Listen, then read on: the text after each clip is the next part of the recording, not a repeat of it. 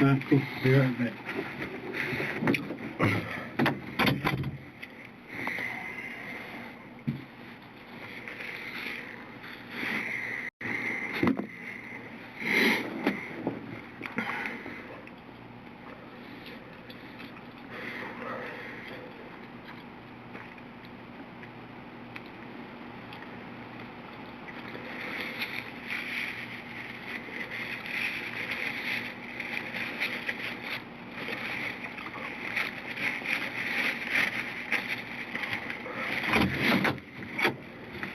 Here you go, man. Thanks, man.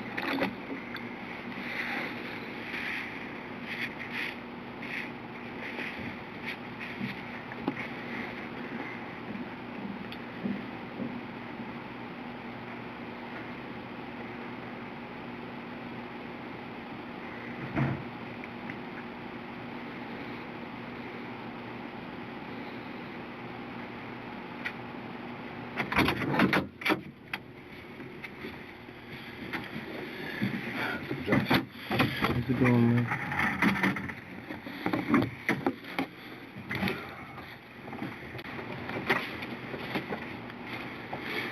Hey, Josh, just like last time, we'll introduce everybody, say who we are, where we are, and we'll get into it.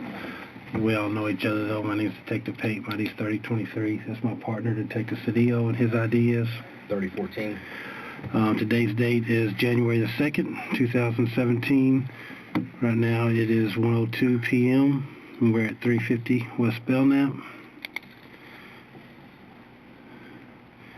And I called you on the phone, told you I had a few more questions. I'd like to talk to you. You voluntarily came down here. You understand you don't have to be here. You understand you're free to go at any time. If we, any time that you don't want to talk anymore, you say, Detective Pate, I'm done. And that's it, okay? Clear on that? You want to talk about diagram of the house? Huh?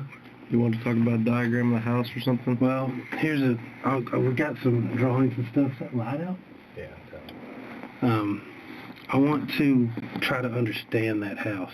Like I told you on the phone, for whatever how this sounds, that's the biggest house I've ever been in my life. You know, I'm a dude that grew up over here in the city, and a small house, and I've never even seen a house like that. Me too. Personal. They're unreal. So, but I know that you've done some work on that house, and you've been a cooperative person, and everybody else is pretty much off for the holidays, so I'm trying to figure out as much as I can, and I figured, why not ask you? So, what I want to know is, what do you know about security systems in that house? Is there one? Are there cameras? Where are they? How many are there? What do you know about it? All I know is that there's a camera out on the front porch. There's a camera on the back porch.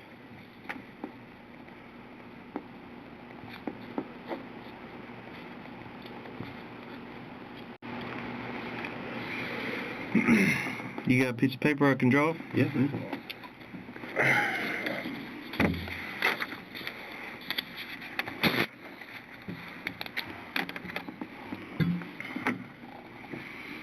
Here's the driveway coming in off the circle here. It goes around back here, like this. Yep. Here's the house. Does something like that. Something like that. Goes back around here. Something like that. This being the front door, water fountain, garage. There's a fence here, there's a fence here, back around that way. This being the covered patio, this being the great room. I know that there's a camera here. I know that there's a camera up here in the corner at the front. And I want to say that there was a camera up in the media room. Okay. This camera here, this is out on the front porch. Front door, yes. There's the two big columns here. This is the porch. This is the actual front door. Okay. This camera, this is right outside. This is the back door leading into her bedroom. There's a camera here, looking out this way. And there's a camera upstairs in the media room. And then there's a camera on the front porch. Okay. So, I'm making notes. There's, these two cameras are exterior. Those are exterior, that's interior. Camera front porch. When she had her surgery, she had me have the AV guy come over there. And we talked about installing interior cameras because Mark had continued to come over uninvited, and when she wasn't around, he was drinking the whiskey, he was getting into her closet, he was getting into her things. So at one point in time, there was talk of her wanting to put interior cameras to catch whoever it was coming in, taking their things, messing through her stuff, and drinking her alcohol. And who did you talk to about that? As far as the system goes? Yeah. Jonathan Brody.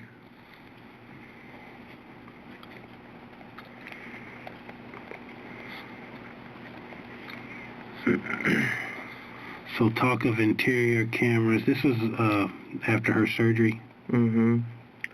Did you remember when that was? Or do we know exactly when that was?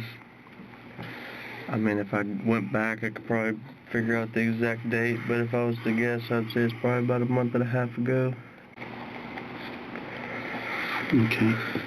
So, sometime in October. October, maybe the beginning of November. And did Jonathan Brody come out and... Yeah, he met. I mean, like I said, man, I built a great relationship with all the subs, all the people. You know, I had things going to where, you know, I mean, I had a good relationship with everybody. I was always, you know, took care of all my customers, took care of everybody. You know, when they needed something, I made a phone call and got them out there as soon as possible. He knew of the situation as far as the different threats and stuff that Judy and Mark and them had made involving, you know, Stephen Malik and this and that. I had talked to him a couple different times about it. I know that the last people that had done any work over there was Paul Bess, Jonathan Brody, and a few other people. I haven't done work over there since a year ago. Okay.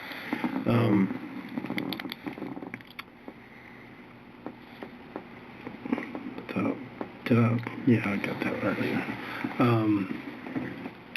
Where did Jonathan show you, or do you know where, like, you control this system from? Is there? It's all in the AV closet. I mean, as far as I know, like I know that he said that there's controls in one of the bedrooms. There's controls up in the media room. There's controls.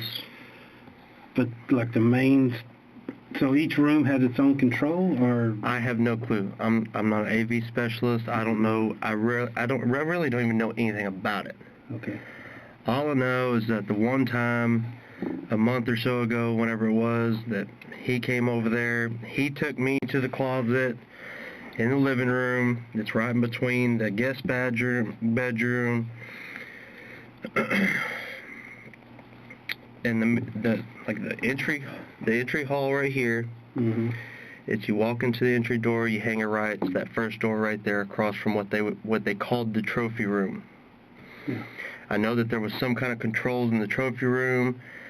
There was little controls that turned on this and that everywhere. I don't know. Is that what those iPads are for that are on the different walls and stuff? That's a Crestron system. I don't really know anything about that. As far as I know, when she had me have Jonathan Brody over there, he took me to the closet. We went in there. He unplugged it. He told me to unplug this, do this. And then he was going to go take this modem and that modem and go over here by the media room and reset this system, and go over here and reset this system by her office, and reset this system upstairs in the media room, and reset this system, and do all this and that. Okay. So at that time, me and him went in. He said he had to shut everything down. What did he do to shut everything down? He just unplugged a bunch of different things. So is that how you would shut that system down if you wanted to? I have no clue. That's what I'm trying to figure out. I have no clue how to shut it down. As far as I know, it can keep running off battery. And that was my next question. If someone shut it down, would it run off of a battery? As far as I know, I think it would. So it may have a battery backup? I'm not sure, though.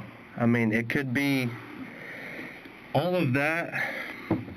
Basically, from what I was told, was that he said that everything runs through, like, it's like a system that was up in the media room. Okay. Was there any kind of place that you monitored that these, like if you're in the house somewhere, can you monitor the cameras? Can you see what's on the cameras? I have no clue. Okay. So no. The TVs. So you can actually pull up the cameras on the TVs? I mean, I think so. Like, as in, like, just watch it, like if you're in the house and someone's, you hear something on the front porch or you hear something on the back porch, is there a monitor somewhere where I could have gone and looked to see what was on my cameras?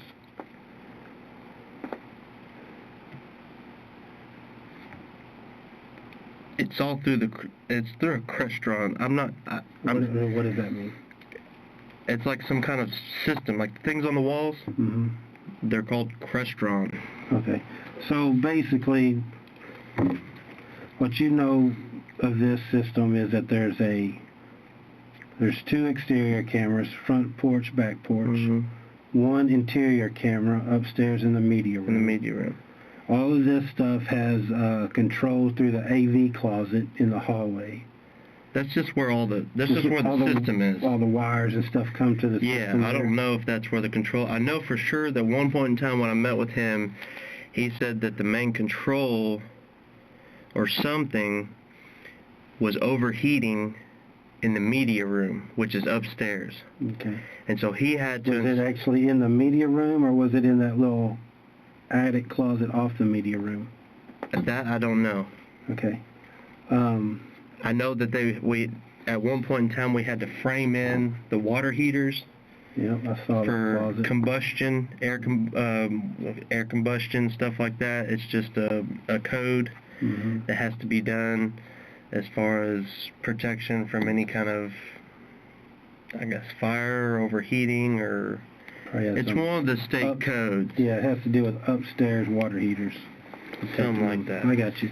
The other thing is, you said it may or may not have a battery backup. You don't know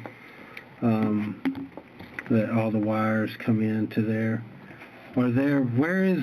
I was just talking about as in, like, every system, like, from my understanding, kind of like just the control system. Yeah. It's like... The reason why I got him over there, why she asked me to get him over there, was because she wanted to put cameras on the inside of the house to monitor when Mark was coming in and out. Because Mark continued to get a key from the kids. Okay. Did you have a key? I had a key a long time ago. It's something I gave back to her. I gave it right back to Officer Hughes. When's the last time you had a key? The day that we went to Pierce Hardware to get the locks changed on the back doors, in which that same day I gave her the key back. Okay. Is that around the time that the police were called out there? No, that was after. That was after that? Yeah. Okay. So the police were called sometime in October, but you had given your key back between October and here recently? Yeah. I mean, the key, as far as all the keys go, the only time I ever had a key was just for a period of a day or two. Okay. And I ended up giving it right back. And half the time I just left it there. Did you ever have a controller to open the garage door? I did, but it was given back. Okay, you gave that back. Do you remember when you gave that back? With the key? With the key and a credit card. Okay. And everything else with Officer Hughes. And Officer Hughes, you keep saying that. Was that in Fort Worth or was that he was in Benbrook? Because I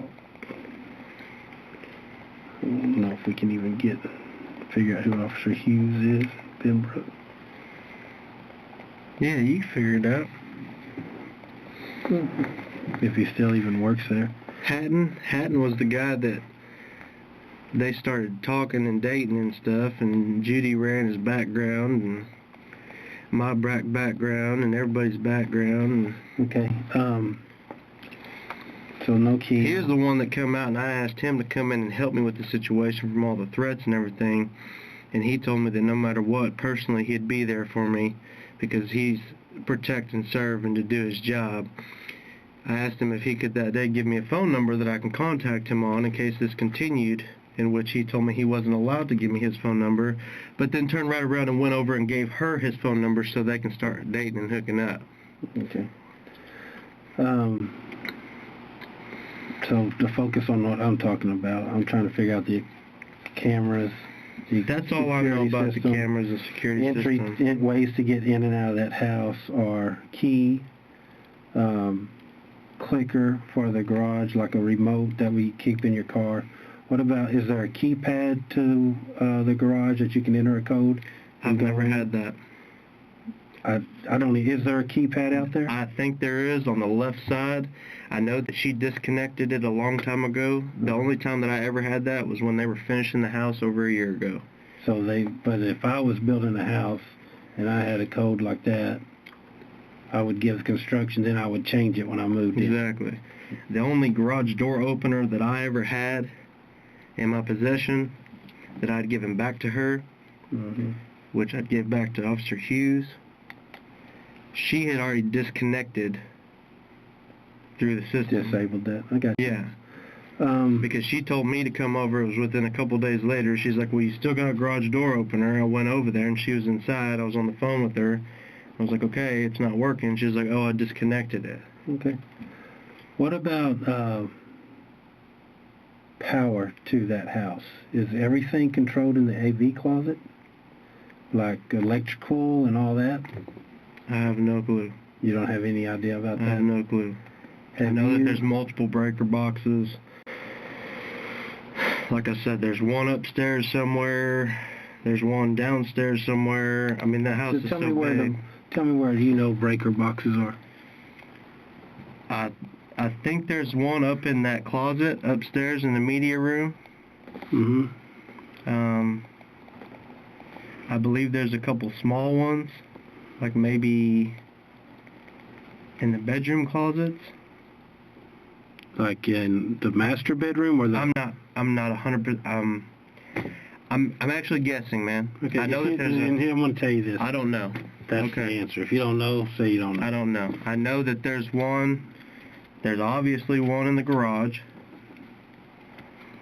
And as far as that goes, the only other one I know of was the one that when me and Jonathan Brody went in, it was in the AV closet. I think that there's one upstairs in the media room. Got that one. Media room upstairs, garage, AV closet. There might be one in the guest room. But you sound like you're guessing again. I'm kind of... The only ones I do know of just from building a house is, in the garage, and then the one that Jonathan Brody showed me in the AV room that he had to shut off, or we shut off to shut down the system, which was a month or so ago. So let me ask you this.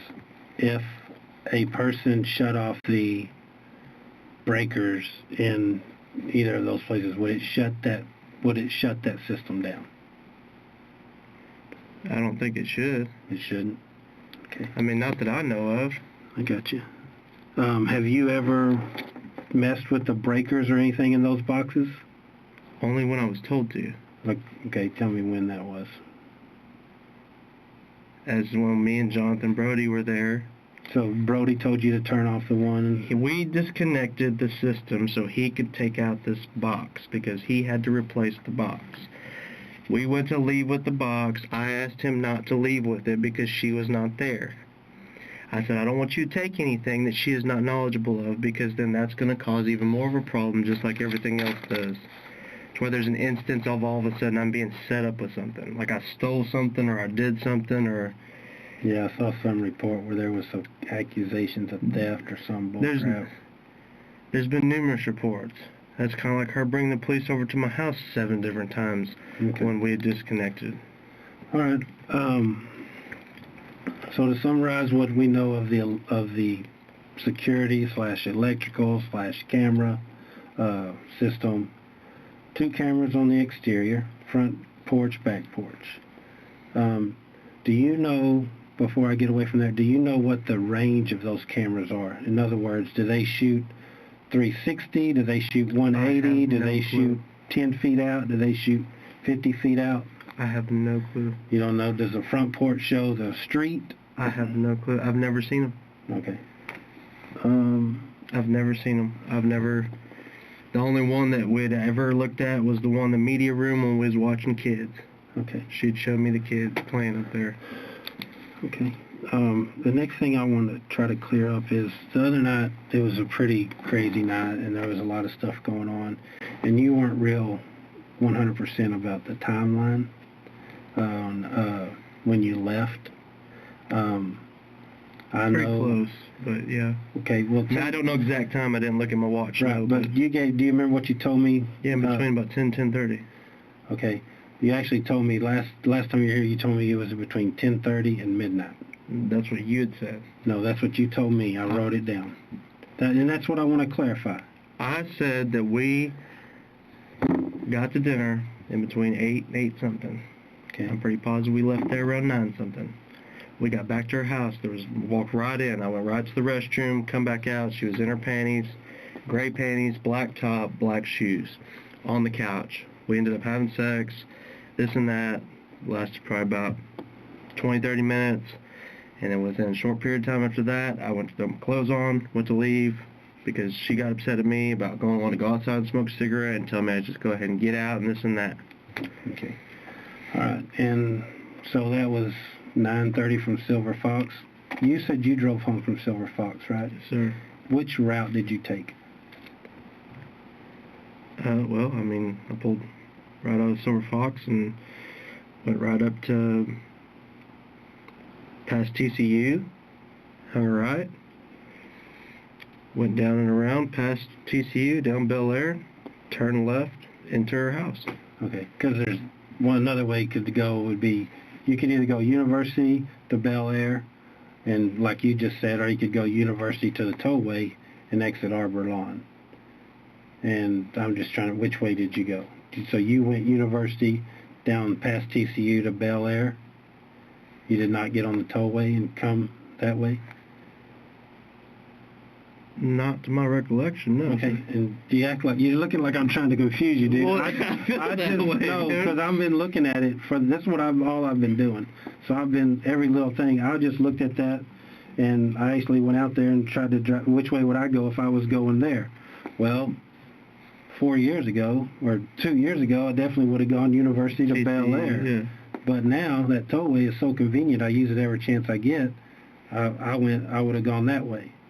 But if that's not the way you went, that's not the way you went. Mm-hmm. Okay. So Silver Fox, you get done there. I'll tell you what time you get done there. Right around. Do you remember paying at Silver Fox? Yeah. And how long before you left after you paid? Probably about 15 minutes. Because Okay. I went to leave. Uh-huh. I stopped and talked to the waiter. I actually handed him personally the bill. It was like $318. I sit there and talk to her. She always tips 20%. She said 25%. I said, so what do you want me to round it up? $400. So the tip was going to be like $72 and some change or something like that. He had came back and questioned. They came out and asked us if we wanted these personal hand-carved knives or something to cut our steaks with. I'd never had that happen before. It's very strange. He comes back out.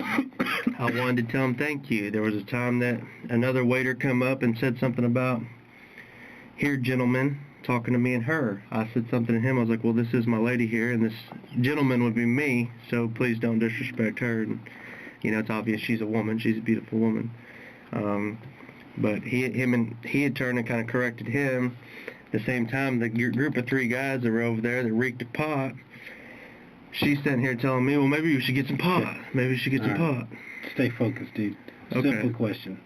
You paid, you tabbed out 15 minutes before you leave? Yeah, because we went to walk out, and then actually she told me to go back in and talk to him, see if I can get some pot. So I went back in and talked to him. They wouldn't cooperate. I left. Okay. So you leave there. I'll tell you, if it is exactly 15 minutes, you leave there at 9:44. Because You have the you tabbed out receipt? at 9:29. Yeah. Okay. So you leave there at 9:44. It's no more than 5 minutes if you hit every red light and stop sign and had to The wait. only one we hit was right there at Yeah. Ewing. So less than 10 minutes, you're home. And we've already been through that whole story. We don't need to go. About 10:30. We don't need to get down with that about what all happens with her and all that. We've been through that in detail. And then then you leave. No one else is around there. You don't see anybody else. Y'all don't. There's no one else with y'all. It's just From the restaurant? Yeah. Did anybody come that you bought pot from? No, we didn't buy Did anybody anything. follow? Did anybody follow you? There was a black avalanche that followed us. There was a black. Avalanche. I thought y'all were in a black Escalade. Escalade. Okay, a black avalanche. followed you? Avalanche. Okay, who was that? I have no clue. How far did they follow you? Down to where I turned left into her neighborhood. Did they follow you into the neighborhood? Nope. Okay. Did anybody else come with y'all? And just a simple question. the two of y'all having sex, or is there multiple people having sex? It was just us two. Okay, nobody else there, just y'all. I don't know if there was anybody else there or not. Okay. So y'all do y'all's deal. Y'all get in a fight, an argument, the same old thing that happens all the time, and you gather your stuff and you're out of there after changing clothes. I didn't change. I just threw the right there with pants and shirt and boots that I had on the other day when I came here. Okay. And the rest of my clothes and everything should still be there. And when you left, you went out the mudroom door. Is that right? If that's what you want to call it, I'm pretty sure. Okay, well, if I'm going past the kitchen, I go to the garage, door to the right, that's what I'm calling the mudroom door, next to the laundry room. Yes, sir. Then you go out and there's a gate there, and you go around that gate, down the driveway. Down the driveway. Then where? Across the front of the house, out there onto Bel Air. Cut through the construction yard. Do you cut through the construction site on her side of the house or on the house that's being built next to? Do you go on if you're facing it, on the left or the right of the house that's being built? In other words, do you walk between her house and the house that's being built, or do you walk between the house? Right through the shortest way. Shortest way. Just right there, over the fence, right up to the light, down towards Bel Air, down around the Valero, that turns back into Bel Air, down and around all the way towards Benbrook, got up by the highway, continued on Bel Air, ended up down Bel Air South. You said you thought you got home around 1 o'clock? I didn't. That's what you told me if you're not sure about somewhere, that. Just guessing, somewhere around there, if I had to guess. Okay. I mean, it's a pretty long walk. What, do you remember where you were when you threw your cell phone? Right there, right outside on Arbor Lawn and Bel Air. Okay, Bel Air tees into Arbor Lawn. Okay? And so, do you throw it in that's a T intersection. Which part of the woods do you throw it in? Of the woods? Or the woods or the grass or wherever you said you threw it. You told me the other night you threw it in some woods that you were mad. Do you remember? Did you throw it across Arbor Lawn? Did you throw it down off of Bel Air? Just right off the road right there. To the right? Okay. Is there any water down there that you threw it in? Do you remember throwing it in seeing any water? Okay. If I went back out there looking for that phone, what do you think the chances of me finding it are? I have no clue. I mean, I threw it out there. I was just mad. I didn't want nobody to contact me. It's like, it's what happens. We get into a disagreement. We've been through that, dude. We got it. I know. And then she blows your phone up or something comes up on your phone. I got that. I'm not trying to rehash stuff we've already talked about.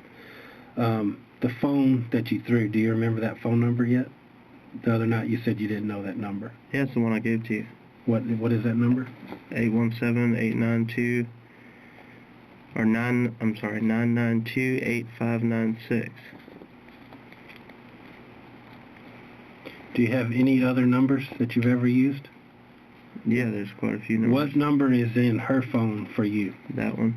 This one. So when I get there was a 972-948-2042. That's the number that I've always had. 2042? Yes, 2042.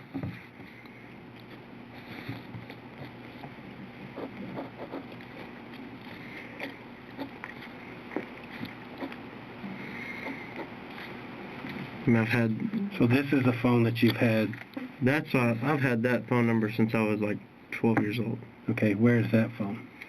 In a box. In a box where? It was in a box in my truck, but here recently, along with the other phones that I've had since, that box is not there. Where is it? Good question. I'm actually, that's where... Where's your truck at now? It's at the house. Yeah, on Briar Hollow? Briar Run. Briar Run. Okay. That's actually where I was going earlier, because I've been pretty depressed and upset about the situation and devastated, and I've been at my mom's just sleeping and crying, and I wanted to somehow try to contact Judy or somebody, but that's just problematic. Yeah. Let me stay focused on what we're talking about. Yeah, I'm just kind of talking about now when you left, okay, and you're walking, and you've thrown your phone down there. You talked about some other stuff that you had with you in a brown, you didn't say brown, you said in a paper sack. Remember that? Telling us that. What all was in that paper sack? A belt, some blue jeans, a hat. I think it's maybe a 19. No, it's not 19. A Glock 45. If it wasn't in her glove box. If it wasn't in her glove box, then it was in that bag. Okay.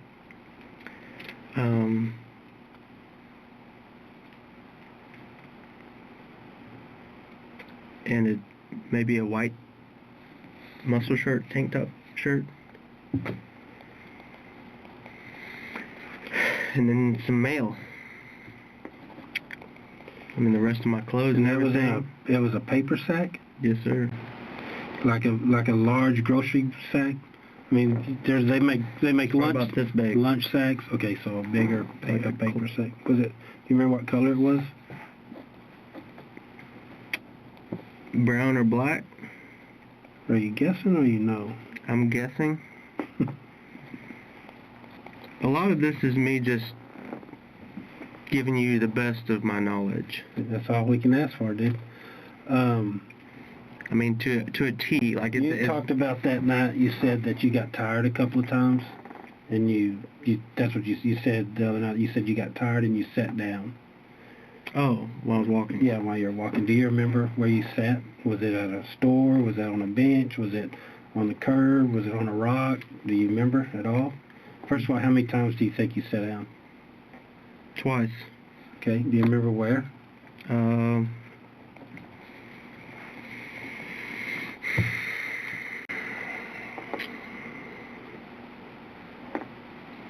On Bel Air one time, at a light. I just sat down. I don't remember which light. It was a blinking light. Blinking light on Bel Air. Would that be after you get across Brian Irving, and it turns back in past the Valero? Yeah, that's the only the only Bel Air I was on this side was right there at her house at Arbor Lawn, and there was probably only 20 yards of Bel Air that I was on. Okay. Blinking light. What about the second time?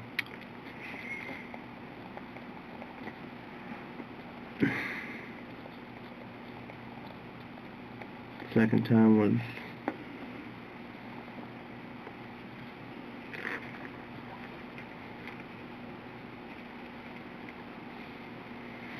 trying to think where it was. There was a point in time that I really didn't.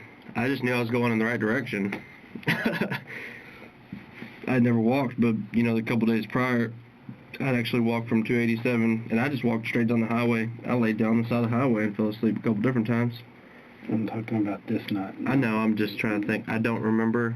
Okay. As far as an exact location, I know that there was one time I was in a residential area, and it was right at a blinking light. I sat down just right there on the side of the road, in the grass. There's another time. I'm trying to think of where it was. It was past that, on a bench. Okay. So the first time is at a blinking light on Bel Air. Second time is past that on a bench. Mm-hmm. Okay, so if I find the blinking light on Bel Air, I'll know that's your first stop, and your second stop is somewhere past that.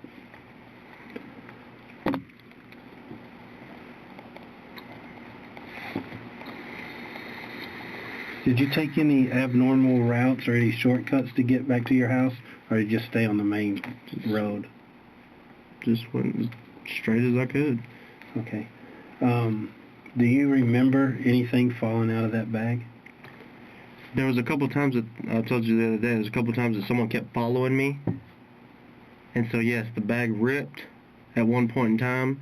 And then that's when I turned, and what was left, which was some jeans, a shirt, and that's why I couldn't tell you for sure whether I had my pistol or not, because I did not know. I thought it was in my bag, but it may have been in her glove box. Okay. But there was one point in time that my bag ripped because people continued to follow me.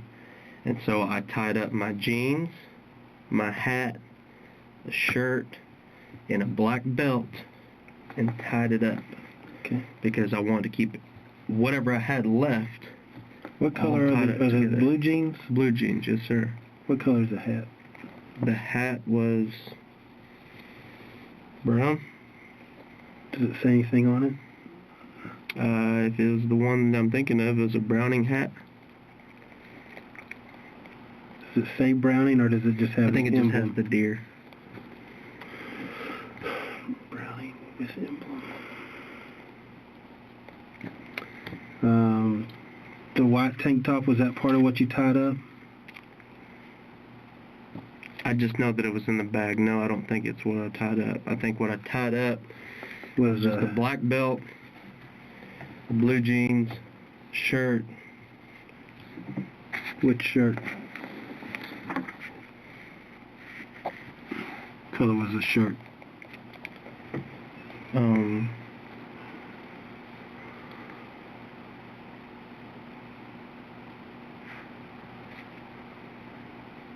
It might have just been like a Lululemon shirt. It might have been just a blue shirt.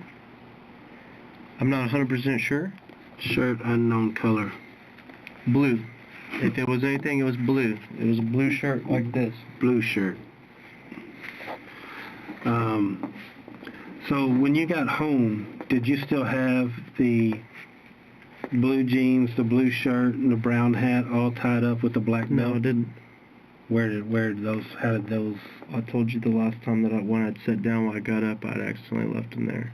You left where I them was sitting at. On the bench, near the bench? I'm pretty sure. Left belt with items. Okay. I want to look at some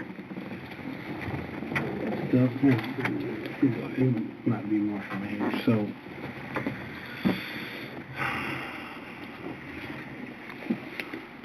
this is an older picture, okay?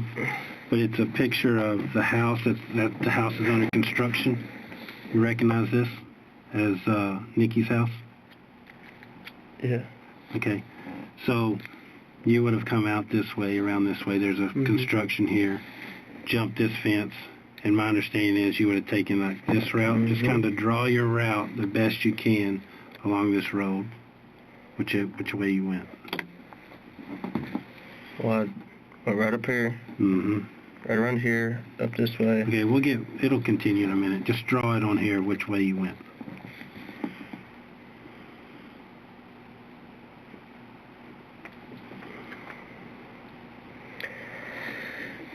I got a question, man. Who am I a suspect here? Dude, as far as I know, everybody's a suspect. I don't know who did this. I am trying to eliminate everyone, person by person, step by step. And I'm just trying to figure out which way you went and go from there.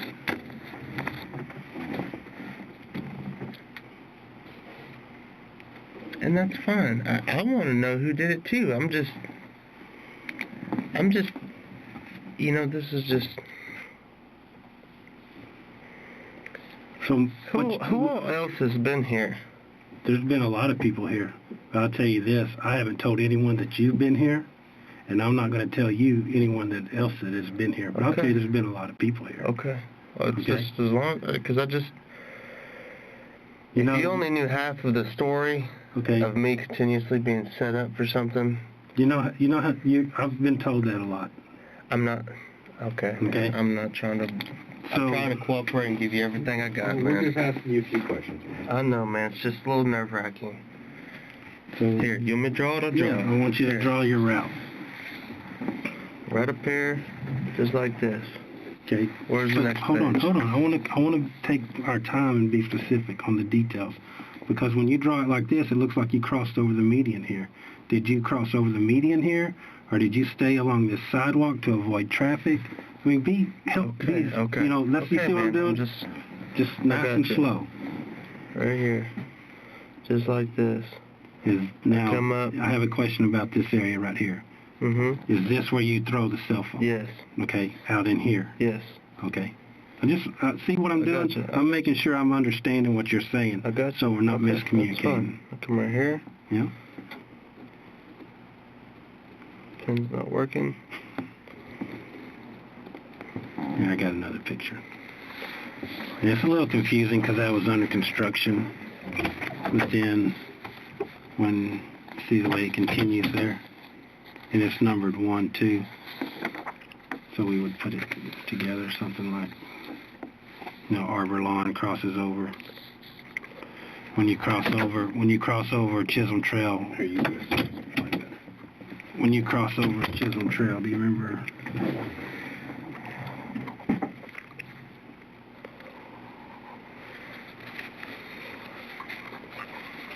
Do you remember what side of the bridge you were on? On that side. This side? So now you're still like this. And do you does this Arbor Lawn continue on? Arbor Lawn. This is actually like this, correct? That's tying in, going across there. Yep. And then that goes down. Actually, no, that's backwards. Because that's her house. That's a backwards picture. That's her house right there. You're right. So that's coming down this way. You come over here. Like this. At some point you cross over because you're on this side of the freeway. This line has nothing to do with us. Coming up. So let's see. Okay, this is right. So now you're on this side of the freeway. Arbor Lawn goes down to Brian Irvin. Mm-hmm. Do you cut through any of this? Mm-mm. Okay. Where that be at? That's the Valero. Yeah. Yeah.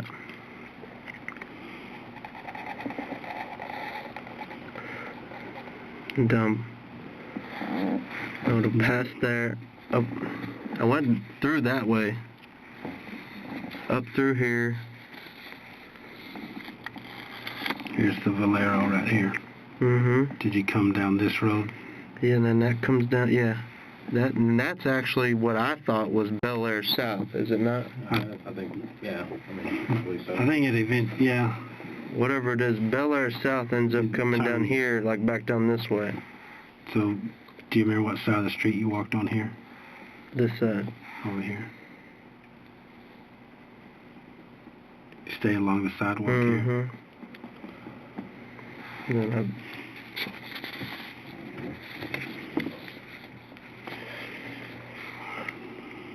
There's the same red houses. So, do you know where you turn? You said you get back towards the freeway. But this continues to the freeway, or you can turn and go towards the freeway. No, I went towards the freeway. The first time you could? Yeah. Okay. So like this. Like this.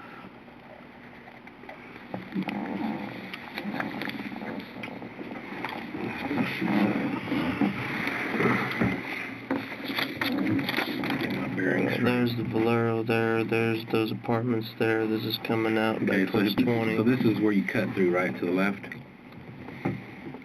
Past the red apartments? Yeah. Past those? Yeah. So you cut left there, and then where do you go from there? I just went straight towards the highway, man. Okay, so now you're at 183 here, right? Yeah. Yeah. And where do you go from there? I just went straight to 20. Straight across. So you come through the neighborhood? Mm-hmm. Is this like a main road through here? There was whatever it was, all I remember kept saying is Bel Air South. I was just on Bel Air South. Eventually you'll get to 20, right? I'm assuming this is 20. Bel Air South almost wraps you all the way back around Mira Vista, or Okay. whatever that street is. Your house is down here where this yellow pin is. Mm-hmm. So you eventually get in this area, right? Mm-hmm. How do you get there? Do you go down the freeway? Do you go through the neighborhood? No, the Bel Air South, whatever road that is right there. Continue down that road, all the way down that road, all the way back in here. And then there's a park that wraps around. They got that big, there's 75 acres for sale right there. Okay. There's a park that wraps around. The park wraps around the back side of that area there into my house, which is right there. Okay.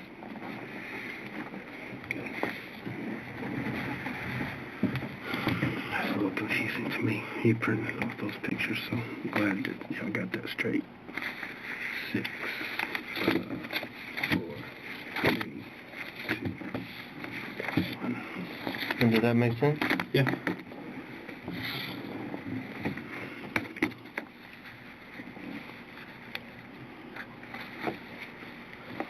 I had just a couple follow-up questions on what Detective Pate was asking you.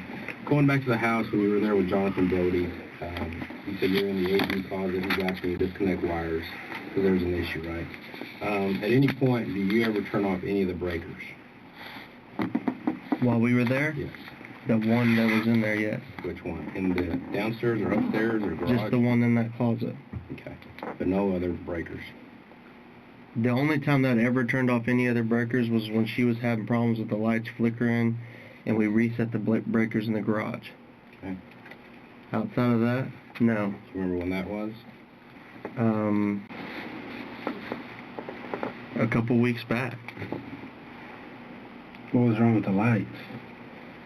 The lights were just flickering. She was having problems with the lights flickering off and on. The Crestron system wasn't working. It was like in between the time that she wanted me to get Jonathan Brody there. Me and him went in there. You know, we disconnected it. He wanted to take the piece. I told him, please don't take the piece. We set the piece back down. You know, I have that piece from a long time ago. He ordered a new one. He came back and he fixed it all, did this and that to it. In between that point in time and another, Paul Best was over there working and Jonathan Brody was over there working. I think David Berry was there. David Cole was there. The landscape guy was there. There was a landscape guy that installed uplights on the outside lights. In between one point and another, there was a time that the lights were working, the lights weren't working, the outside pool lights weren't working, the jacuzzi thing wasn't working. She went out to reset the breaker box. I went out there, we reset the breakers, and that was it. When you say we, you actually reset it yourself? Me and her did, yes. Yeah, but okay. What about upstairs? Did you ever reset that breaker? I've never touched anything upstairs. Okay. When you say reset the breakers, did each individual breaker? Like there's to find certain things that's connected, what's connected to, because I didn't do all the electrical. Mm-hmm. There was a time that me and her, yes, went through, and we checked to try to figure out which was connected with which. Right. So that was but what I'm asking is, I understand the individual breakers for the house. To find out which one was so like which. say yes. that controls the kitchen lights, that controls the pool lights, and then stuff Yes. like that. And there was a time that we went to label them. Yeah. Try to get them all labeled and properly connected with what goes to what. Gotcha. Can you describe the clothes you were wearing when Nikki came and picked you up at your house that afternoon?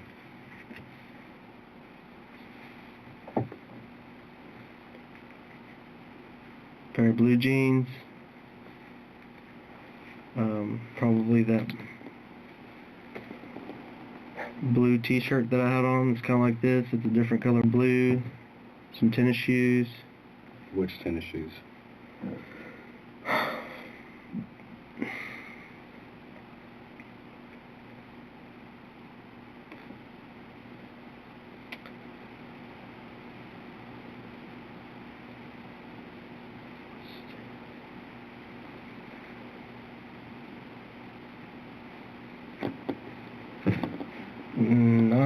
I don't even remember, actually.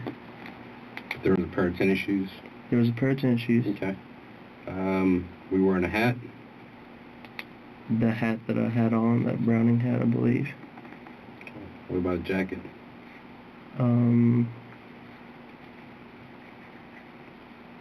At that time, no, I didn't have a jacket.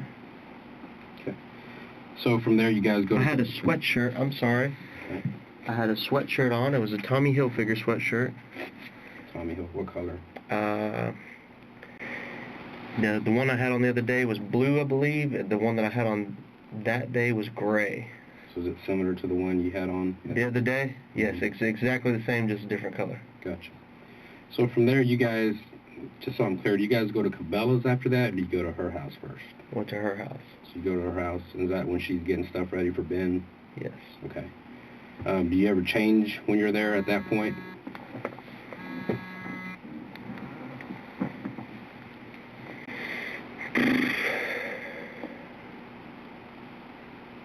I actually didn't... I mean, I might have changed shoes. Okay, so what did you change into? I might have changed a shirt underneath that I was wearing because I stunk. When we went to Cabela's, I had on my gray sweatshirt, almost what I had on the other day. Just about what I had on the other day. So pretty much what she picked you up in is what you're wearing at Cabela's.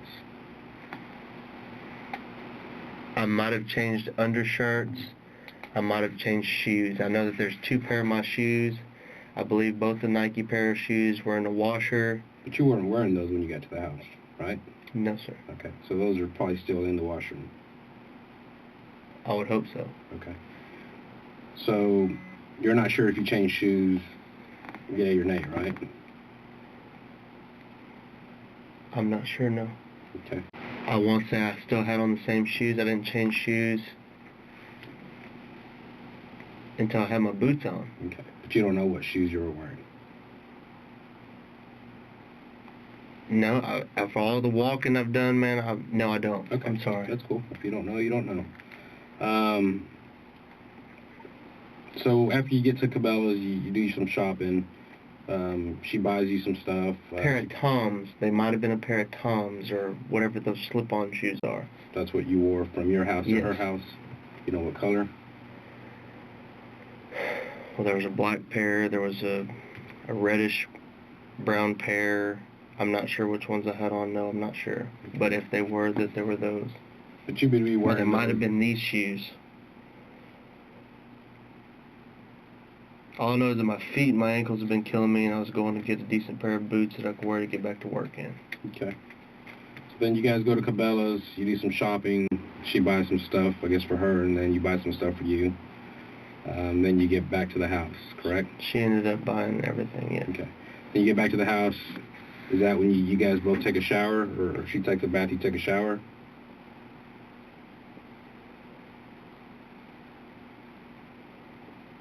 We got back to the house. Ashley, which was the babysitter, was going to take Ben to pick up a kitten. They were going to adopt a kitten, and then they didn't end up adopting it. They were going to adopt it the next day. Mark was texting her talking about needing to smoke some more crack. Then she was confused on that, and then he was asking her if he can get together with her later that night, and she was like, why does he keep asking me to get together? Brought up the whole situation with Mark and smoking crack and meeting her that evening, and she was sitting there telling him no. We got back to the house.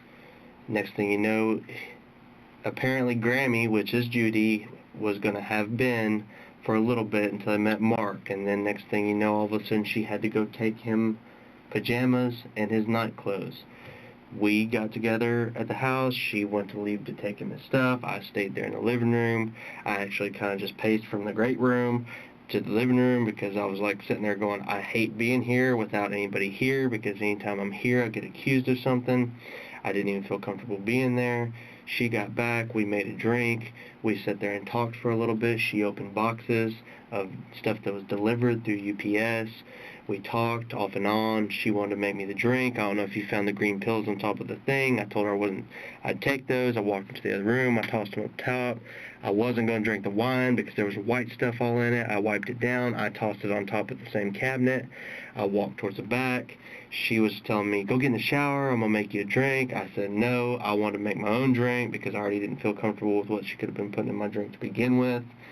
Walked out to the back porch, smoked a cigarette, was going to throw my cigarette in the trash can there, and noticed that there was other cigarettes in the trash can, walked over to the mudroom door, walked out the back door, flicked my cigarette over the bushes where I always throw my cigarettes because I don't like to throw them there in case the kids get into the trash can, came back inside, walked through the living room, sat there and talked. I was like, okay, if we're going to go to dinner, let's go. If we're going to go somewhere nice, let's shower. I'm going to shower. If not, then we'll just wear this. I felt that I was presentable enough to wear what I had on. Went to go to the back room. She followed me back there. She said she was going to take a bath. She went to get in the bath. I got in the shower. We both got out about the same time. She got dressed. I got dressed. The rest is the same. I mean, I don't know that I've said anything different. Well, explain to me and describe what you're wearing after you got out of the shower. What do you put on? There was a plaid shirt. It was a hunter green. Is that the green with maroon checkers you're talking about? Okay. All right. What kind of pants? And just khaki pants. Khaki pants. Those boots that I had on the other day. That checkered shirt. I was going to wear a jacket, but I didn't end up wearing a jacket because she told me that it looked better without the jacket. I had a vest that we got at Cabela's. You put the vest on? At one point in time I did, but I didn't wear it into the restaurant. I didn't wear anything over my shirt in the restaurant. She thought it looked better.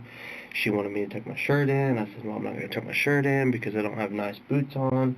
They're more casual boots, so I figured if anything it looks better untucked. She said yes.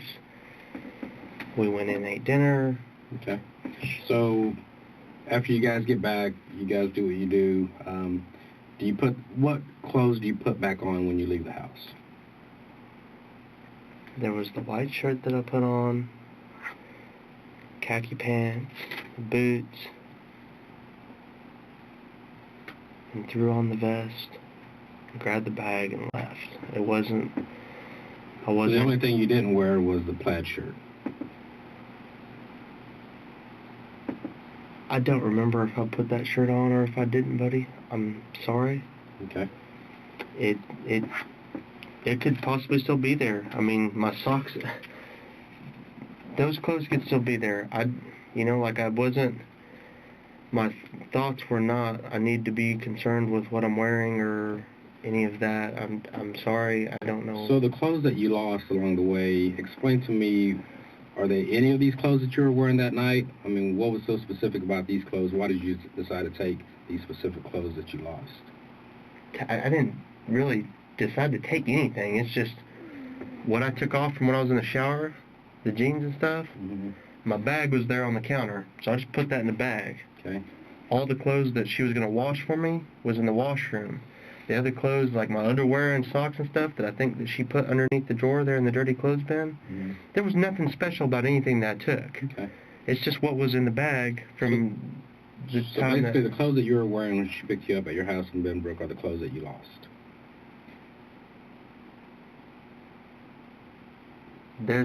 They're possibly there at her house or at my house. There was just a pair of jeans. That's the only thing that I know for sure that I had in that belt that I had on that day.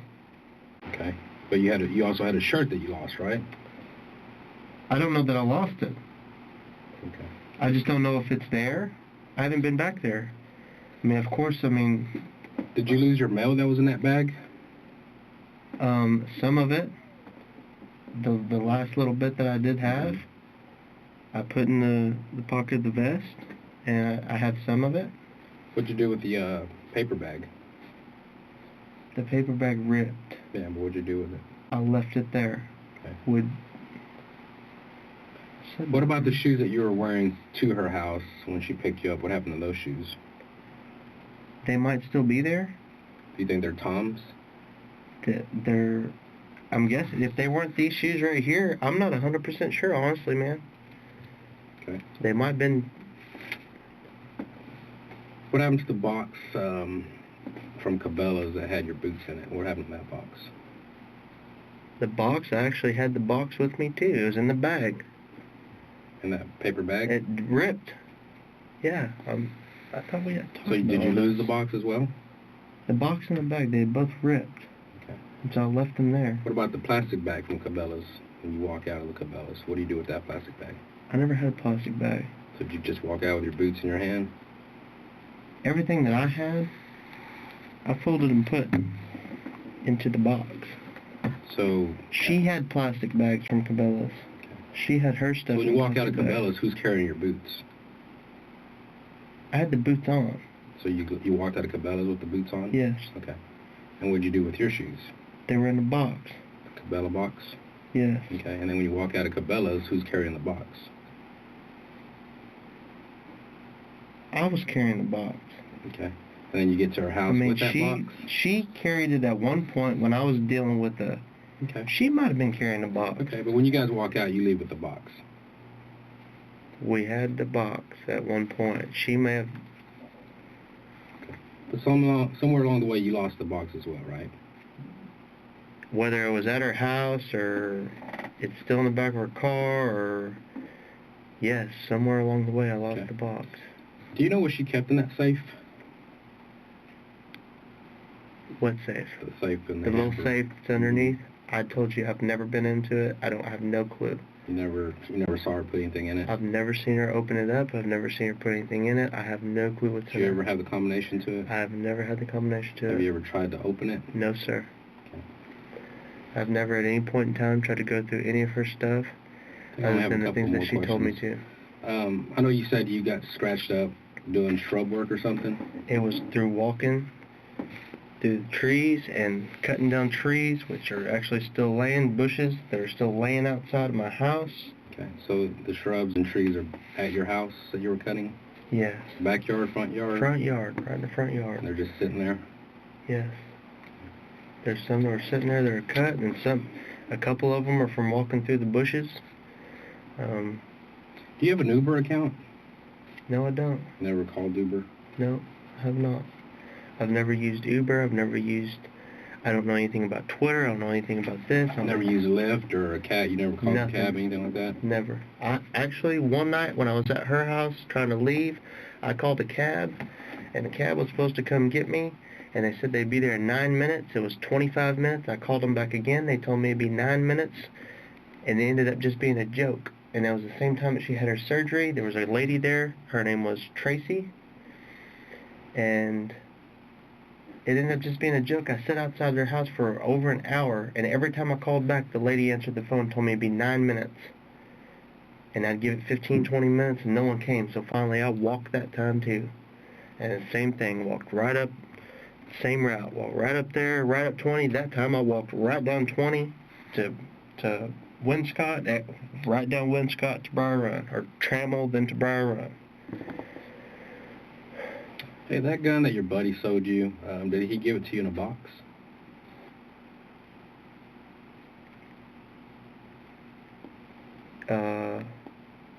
Yeah. Do you have the box? I believe so. Okay. I was just curious. What's your buddy's name again? Paul Fuller. Fuller. And you got it several years ago? Yeah. I mean, I've bought a couple, like I've bought a couple. I'm talking about the one from him. Yeah. How long has that been? Bought the gun from Paul. That gun, I believe, was from Paul Fuller. I bought that in... The reason I'm asking is because we don't want an innocent person or even a kid to find this gun. Oh, and no. if that gun is found for whatever reason, we want to be able to get that back to you. So Yeah, hopefully for it'll be sure. registered to that guy. Yeah. So it's Paul Fuller that you bought it from? If it's the same one I'm talking about, it's Paul Fuller, or what was the other guy's name? I've only bought any of my pistols from like a store, or from Paul Fuller, or from... I have his information on paper. I'm talking about this Glock 45 that you're talking about. It should be Paul Fuller, and it should have been like 2011, 2012. Where'd you buy this? This other gun that you bought? You bought it at a store? The 1911 I bought from Cheaper Than Dirt, maybe? Is that what it's called on 820? I think that's what it's called. And then you say you bought another gun from somebody else? I've bought a couple pistols from Paul, and his name is... I didn't know the guy. you have the paperwork, right? Yeah. What kind of gun was that? Glock. Glock what? 45. What about the one from Paul? 45. There's a couple of 45s. So you got There's two a couple Glock 9mm. So 2 9mm, 2 Glock 45s? Identical? Are they identical, or this one's bigger, one's smaller?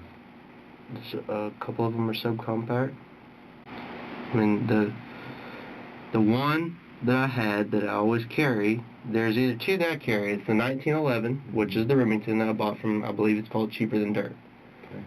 And then there was one that's a full-size 45, which is the one that I had in her glove box, which is the one that I always carry. After my dad's accident, he has a Bulldog case, and it has a strap on top where you can put an extra clip, and that's the one that fits in there because he always carries a big Judge or a big 45. It's a full-size 45. It's a Glock. I don't know if it's a 17 or 19, one or the other. Okay. And the others are 9mm? Yeah. Then there are a couple 9mm and a couple 45s.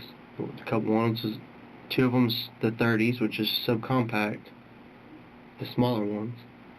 Okay. But if we find the 45, and someone hopefully turns it in either here or Benbrook, we would be able to get that back to Paul or you. Yes, or the one guy. When I bought all my pistols or the last time I bought an actual gun, minus the 1911, which I bought for my son because it was a 100th anniversary, his name is Remington. I named him Remington Cole Henry. It was like a $1,500 pistol. It was 100th anniversary. It's all engraved. It's got nice engravings on it. It's got a brown walnut custom grip. It was something special I bought for him, me and my ex. We were going to give to him when he turned like 15 or 18 or something, when he was responsible enough to carry a gun. I thought it was very special for him to have. And since all this has happened and all the threats have been made and stuff like that, that's been one being they have contributed to taking my son from me. That's the one that I've carried. If someone was going to try to harm me or something, it was going to be meaningful for me to protect myself with a gun that I was going to give to my son. Where are those guns now? They're at my mom's. Did you mean to go get them all? I'll go get them all and bring them all to you? Is that what you need? We might look at them later. I don't know. We'll see.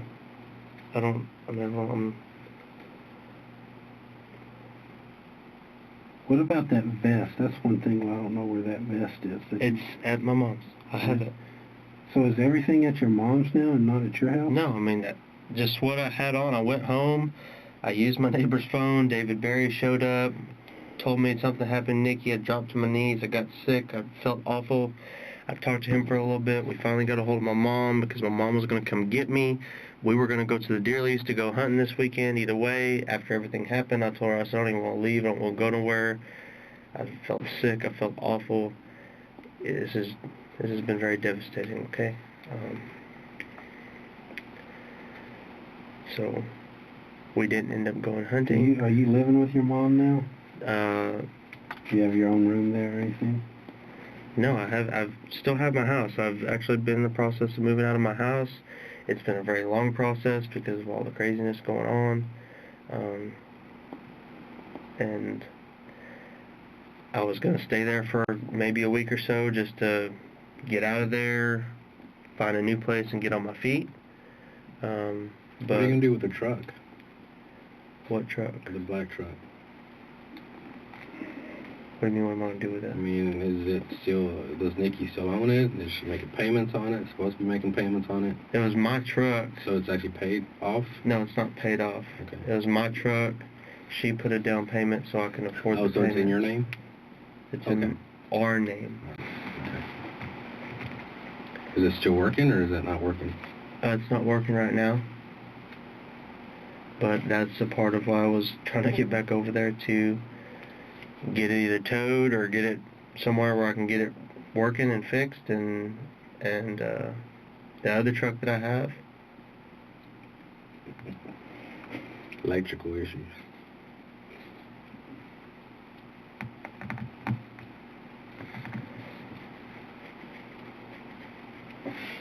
just a minute, man.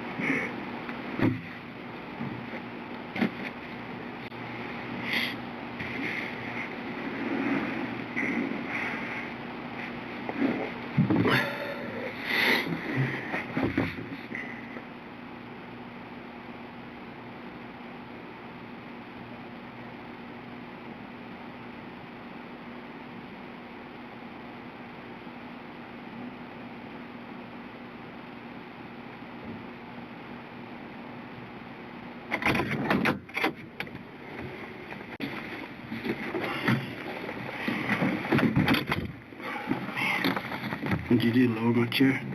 I did touch it best.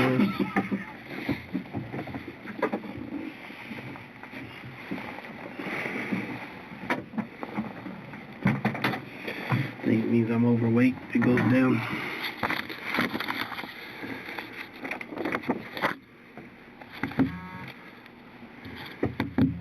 Done with this. Yes, sir.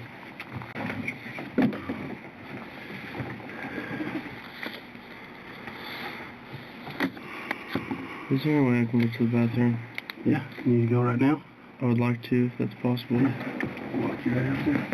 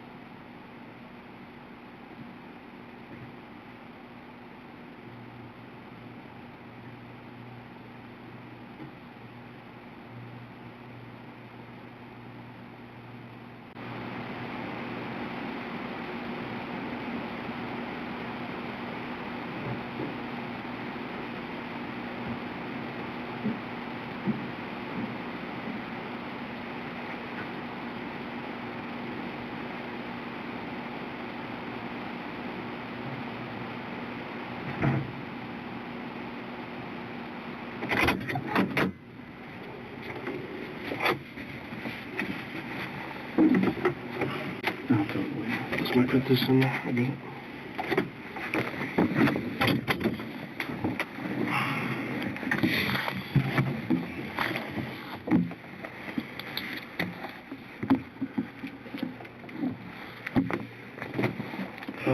Josh, I guess what we need to start off by saying is, we've been working on this since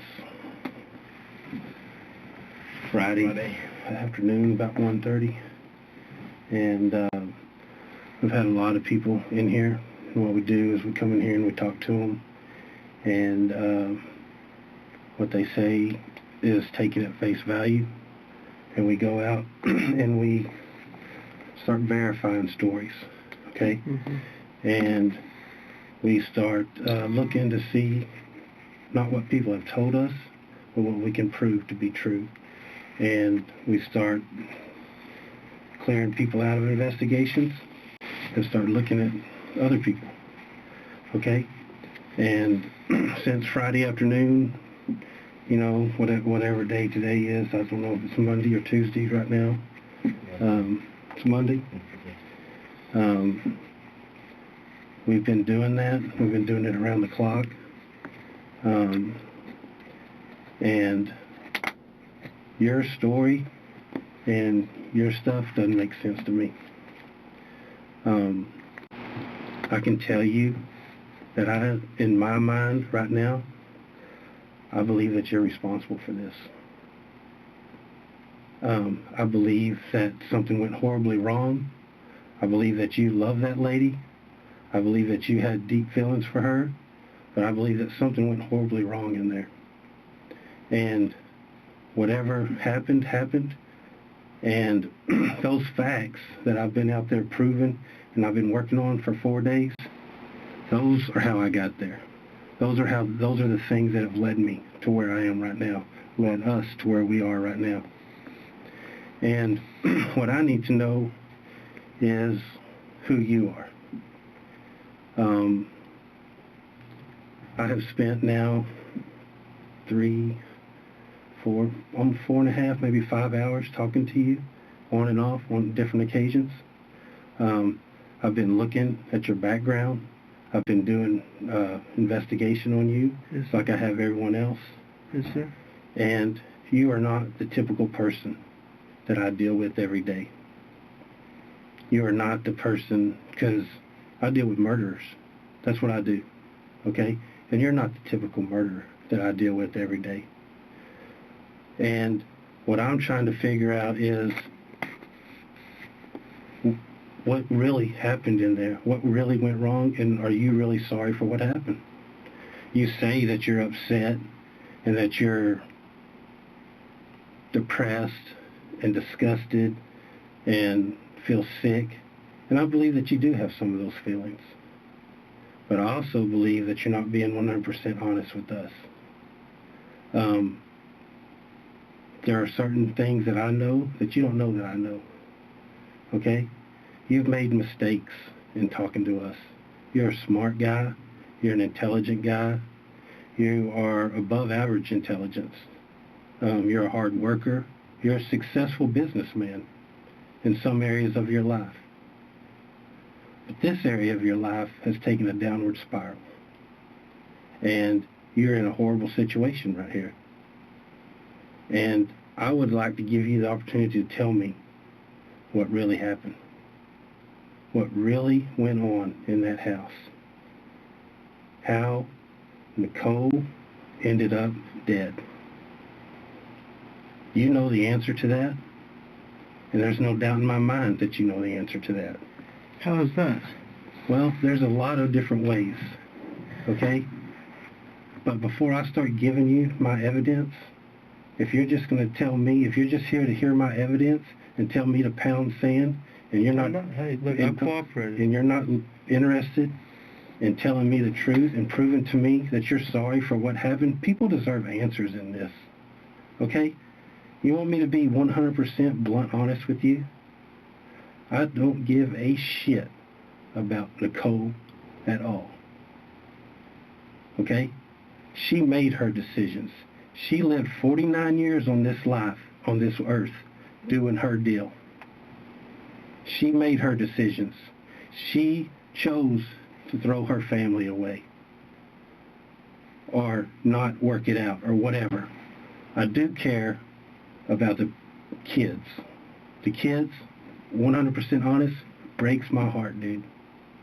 It's unbelievable the way that 12-year-old, the stuff that he's been through in the last 3 days, okay? I understand. And he deserves answers. He deserves the truth. And he's the reason. And when I say I don't give a shit about Nicole, I didn't know her, okay? I'm not saying that she deserved any of that. I'm not saying that. I'm saying, why have I been working for 3-4 days without sleep now? Why have I, what drives me? And it's that 12-year-old boy. And get answers for him and his 17-year-old sister. Yeah.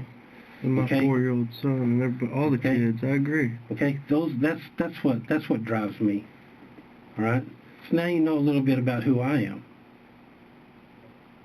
Well, who are you? I told you who I was. Are you going to tell us the truth about what happened in there? Have I not told you the truth so far? No, you haven't. No, you haven't.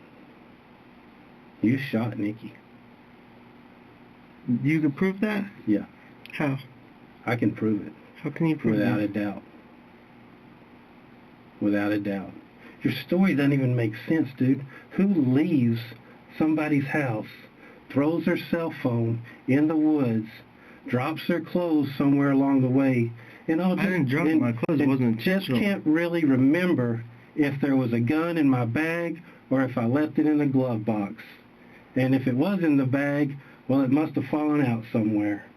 And I just really don't remember. You know what? That story is We horrible. can go find it. That story is horrible. I'm not saying it's not horrible. If there's been any recollection or anybody doing their part along the way of me crying out and begging for someone to come help me in the situation of being threatened, I got recordings of all of I that. don't care about you being threatened, dude. The threats are over. Those are over. That's How do I gone. know that? I don't know. I don't know that. I don't know. I don't know that this could be just a complete setup, and next thing you know, like, I'm the one that's being blamed for it, and then they're coming after me. I'm talking about a 2-hour, hour and a half time frame. I'm not talking about everything that led up to this. I'm talking about that's why I'm here. All that other stuff, that's not why I'm here. I'm here because someone was killed. I'm here because someone was killed. That's why I'm here. I understand. And I'm here because you killed that person.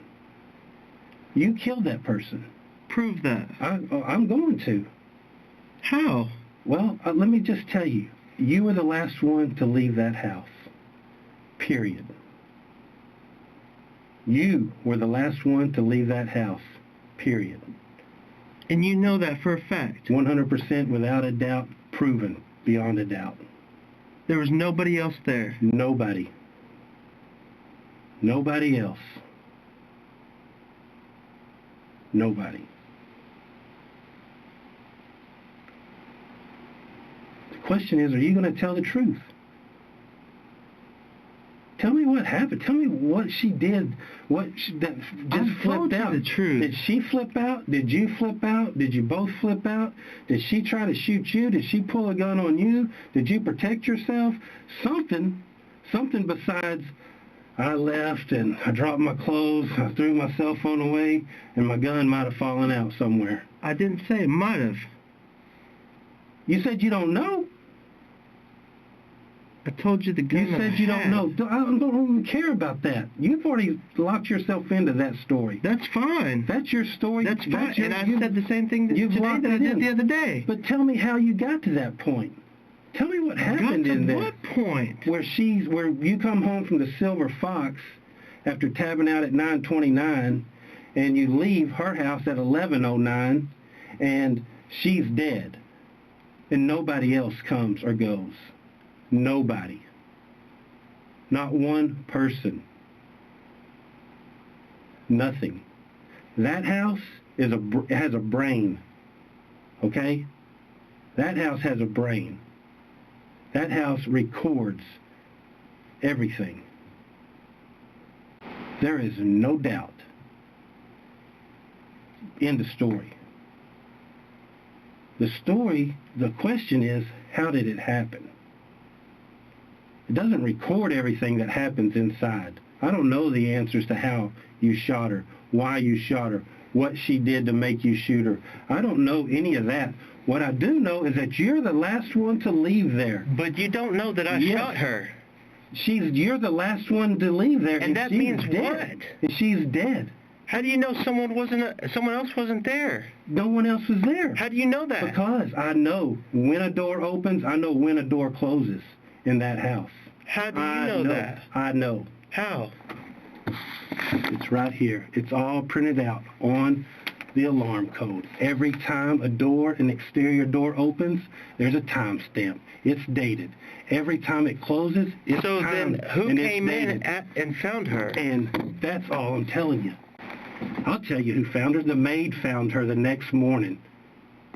Who came in with the maid? The maid. By herself. Period. The maid comes twice a week. The maid ain't killing her. The maid goes to your house and cleans your house. Hasn't been there in months. Well, she's been there, okay? She's been there before. You're the last one to leave. You say she's alive. That is not true. She's dead. When the next door opens, she's dead. And the doors don't open. The windows don't open. Nobody comes or goes. Nobody does anything. The maid calls. She's dead. We get out there. I spend 15 hours in the house. There's nobody else, man. It's you. It's you. And you are either supposed to be me. It's going to be me either way. You are either a cold-blooded murderer who doesn't care about the families that have been wrecked and left behind.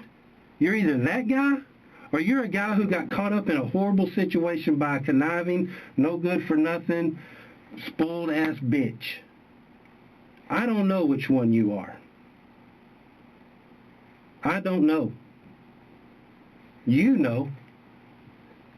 And it's your choice, whether you're going to tell the truth about what happened, or you're just going to sit there, because I'm done giving. I'm done giving. I've given you everything, man. No, you haven't given me the truth. That's the only reason I come in this room, is to get the truth. I don't have the truth. What's up with the light? Electrical issues. I don't know. Go flip the breaker. I don't know. Why don't you go flip the breaker? Where's it at? Do you want me to? No, I don't. Is that what I was told to do? No, it wasn't. I ain't talking about the light, man. I'm just saying focus I am on what I'm focusing. talking There's on. situations like that right there that I could be blamed for. No, you're not being blamed for the light flickering. Okay. You're being blamed for killing Nicole. That's what you're being Why? blamed for, because you killed her. That's the truth. That's what the evidence shows. That's what 3.5 days of staying up and grinding and working and working and working shows. It all points to you. And you know what? I've been sitting here now for 15, 20 minutes telling you that you did it. You hadn't denied it one fucking time. Not one fucking time. Denied it? Yeah, you not one What time. am I supposed to say? I didn't kill her? Tell the truth. If someone told me I killed someone, you're I asked you damn if I right. was suspect. You're You damn said, right. no, I wasn't no, suspect. I said, no, that's not what I said. I said everyone is a suspect. I said everyone. That's don't change my words. I was asking. It was kind of like the Okay? situation where I said everyone is a suspect. You haven't. If someone told me I killed someone, I asked you if you were accusing me I of would that. have told you. If I'm you were accusing me, accusing I'd sit here and tell you no. I'm telling you right now, I'm accusing you. I've told you. I've been telling you for 15, 20 minutes. Of course you're going to say no. Now I gave you the answer. No, it has nothing. You still haven't given me no answers. Oh, yeah, I did. Because the door opened? No, because no other doors did open. See, you think you're smart, man. I'm trying to think anything. You came in here with a plan. I didn't come here with no plan. I came in here to talk to you guys. Why would I voluntarily come here and talk to you guys? I don't know. I wasn't trying to figure it out, too. I guess because you thought you could get away with it. Get away with it? Yeah, I think that's what you think. No, that's not what I think at all. I didn't done nothing. Oh, you killed her. No, I didn't. You shot her. No, I did not. Yeah, you did. No, I did not. 100% without a doubt. No, I did not. You did. I'm sorry. Well, I think different, and I'm proven different. And what I need, then the only thing that changes anything is what you say, if you tell the truth or not. That's the only thing that changes anything. Okay, The one thing that I do believe is that you're not a cold-blooded killer. I'm not. But I think something went horribly wrong. I'm not saying that didn't happen, but nothing physically happened. And tell me what went horribly wrong. I told you. No, tell me how she got shot. I have no clue. No, you do. I don't. You do. I don't. Know. You know. You know. I don't. You do. I'm sorry, Pate, but I don't. You know. There's no doubt in my mind. I'm sorry, Pate, but I don't. No, you do know. Josh, do you think this is our first rodeo? You know I don't at all, man. Do you know man. how long we've been doing this job? We've been doing this job for 19 years. I get that. Okay? You're not the first guy that sat in that chair. I get that. Like Detective Pate said, there's different kinds of guys that sit in that chair. I get that. Right now, for me, just sitting here listening to you guys go back and forth for the last 10 minutes, to me, I'm looking at you, and you're looking like a cold-blooded killer that didn't give a shit about this woman, and ended up fucking shooting her in the head for no reason. Okay? And I guarantee you that everybody that hears about this story after we leave this room is going to look at you like that. And eventually your child look at me like that. and your baby's mama is going to look at you in the same way. Nobody's going to look at me like that. Because we do believe, unless we're wrong, that something went wrong in that room. Things weren't supposed to go that way, and for whatever reason this happened or that happened, and things just went bad. Okay? But we got to hear that from you, Josh. We got to hear that from you, man. You can't let other people speak for you. You can't let other people think. Who said that? Everybody thinks you're a fucking monster. Everybody thinks that as soon as we got to the scene, your name was the first one that came up. Of course it was, because of everything that's happened. Because, yeah, I know. The on and off relationship, the rocky relationship. You guys constantly arguing. She kicking you out of the house. You coming back to the house. We knew that before we talked to you. I'm sure, and I hope you did. Detective Pate That's why I've been crying out for months now. Detective Pate gave you more information than I think he normally would have given somebody. Just to get you to understand that we have you. We have you. Okay? You may You're have the last me. one to leave that house before the maid shows up. And when that maid showed up, she had already been dead for several hours, and we can prove that through forensics. That's fine. Okay? So unless we get your side of the story about what actually happened in that house, we're just going to assume the worst, or we're going to write it up like the worst. But everybody has a reason why something happened. Just because I was the last one that left, means I fucking killed her? Yeah, exactly. That's all we need. And that's where we're going to write it up. As a cold-blooded murder. A capital murder, actually, is what I'm thinking, because I think you went in there and took her shit. So it's probably going to be a capital murder, actually. I don't even know what that is. Okay, well, we're talking about life or death here.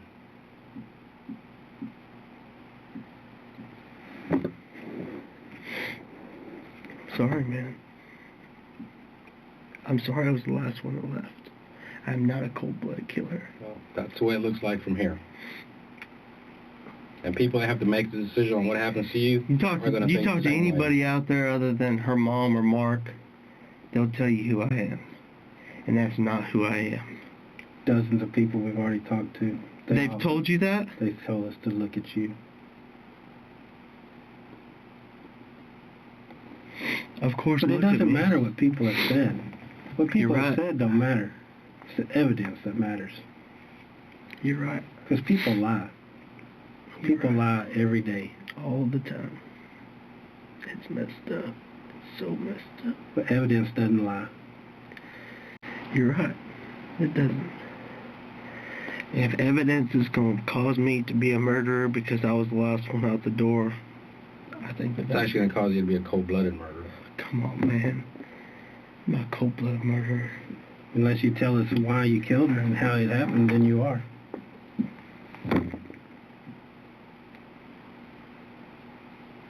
Why I Do you understand where this is fixing to go? To where? No, I don't, because I'm lost here. Let me explain to you how the process works from here. Okay? This investigation isn't over, but I've reached a point where I've made up my mind. And this is my case. You got one person, me. And I'm fixing to start writing stuff and taking it to judges. And when they sign it... Can I bring to you all of my stuff? You know what you can do? Unless you have something that talks about this hour and a half, you can take it to whoever you want to. I'm talking about this hour and a half. This is what I'm called in to investigate. This is my job. Okay. Okay? And what I've done is I'm going to start typing it up and writing it up. And if judges and people agree with me, then I'm going to call you and I'm going to say, I got an arrest warrant for you. And then I'm going to lock you up for murder. Then you may or may not bond out. And then you're going to be indicted for murder. And then we're going to go before a jury. And the jury's going to hear everything that I have. And the jury's going to listen to your story and listen to my investigation. And we're going to see which one they believe. And if they believe me, then you go to prison for the rest of your life. And if they don't, then you walk out. That's the gamble. That's the chair you're sitting in right now. Now the other option is, you tell me what happened. You tell me a reason why something like this can happen. If there is a reason, I want to hear it. I want to know. And then I'll write that into my stuff, and that makes a difference. Reasons make a difference. That matters. Because then all those people making that decision, they can relate. They can understand. But if there's no reason, then you're just cold-blooded. But you're responsible for the death of Nicole. Josh, do you think everybody that kills someone actually goes to jail? I don't know, man. I don't know anything about all this I know crazy. because we deal with different types of death investigations. And I can tell you that not everybody that murders somebody goes to jail. There's different reasons why somebody actually takes someone else's life. Some of it's justified, some of it's not. But we don't know until those people come in here and tell us. Now, we don't know whether or not you committed a murder that was justified or not. All we know is that right now you're looking like a cold-blooded murderer that has a lot to lose, and you're afraid of that, and we understand that. We understand that you have a lot to lose. You have a 4-year-old son named Remington. His life's been threatened. Yeah, and he's the biggest person that you're probably worried about right now. I don't think you even care what happens to you. I think you're worried about him, maybe even your mother or your father, okay? But we need to know what happened in that house in order for us to figure out which way this is going to go and how other people are going to view you. Because right now, without your side of the story, you look like a cold-blooded killer. And with the way that safe is open, right now it looks like a capital murder. Because there's reasons why people do what they do. And if you're a cold-blooded killer, then we'll leave it at that. But if you're not, you need to tell us what happened. Okay, I understand that. But tell us what happened. We know that something went wrong in that room. We know that. But we need to hear it from you. What happened? What happened in there, Josh?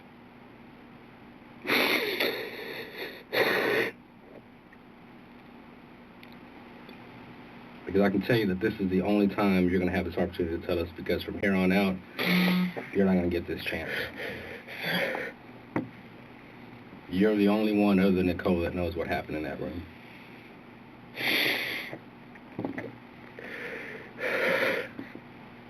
What happened?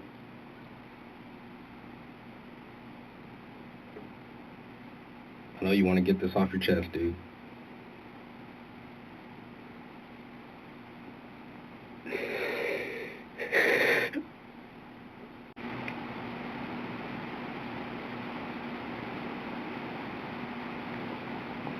What happened so bad in that room that caused this to happen?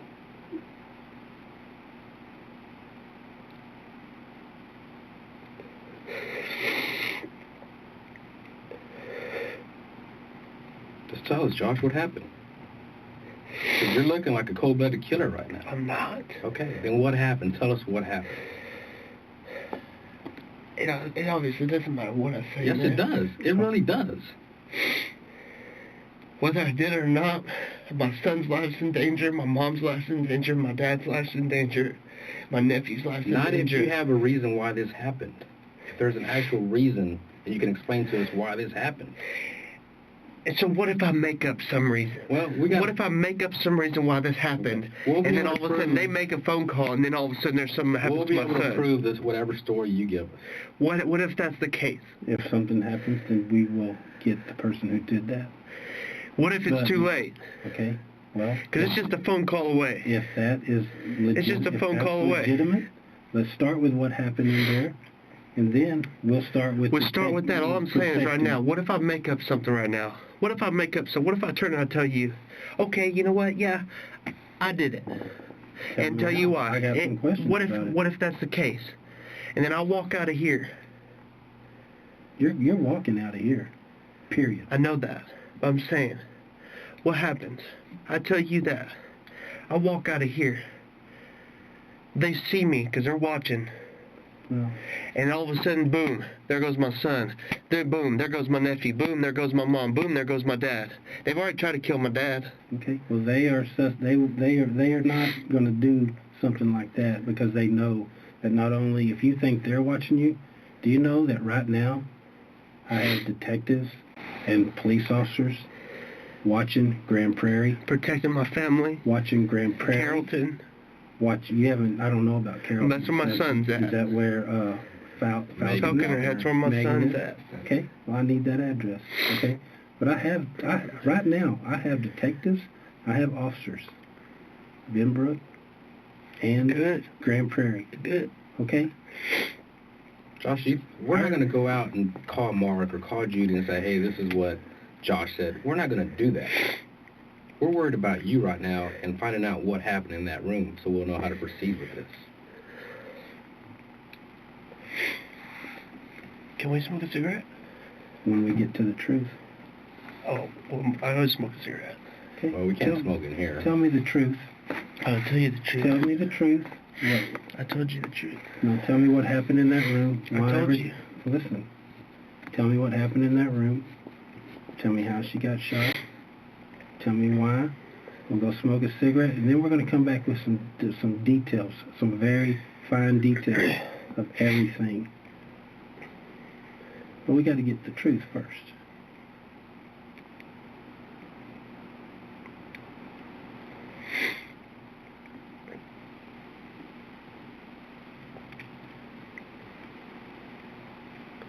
You know it's not easy, Josh, for someone to admit that they shot someone. We understand that.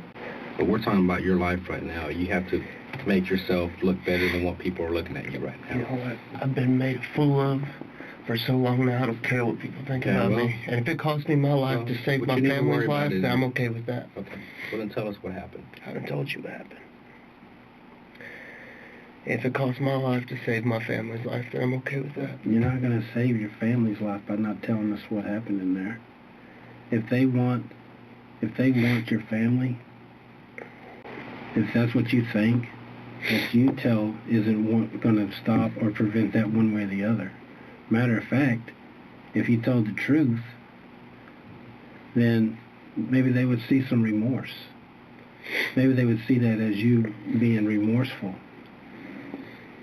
But if there's no remorse... I loved her. And that's why I believe something went horribly wrong. I'm sure. I don't doubt that you loved her. She was a beautiful woman. She's evil. She seemed, on the exterior, from what I saw, to have it together. But now you say she's evil. You said she was evil. Maybe that's the part I don't know about her.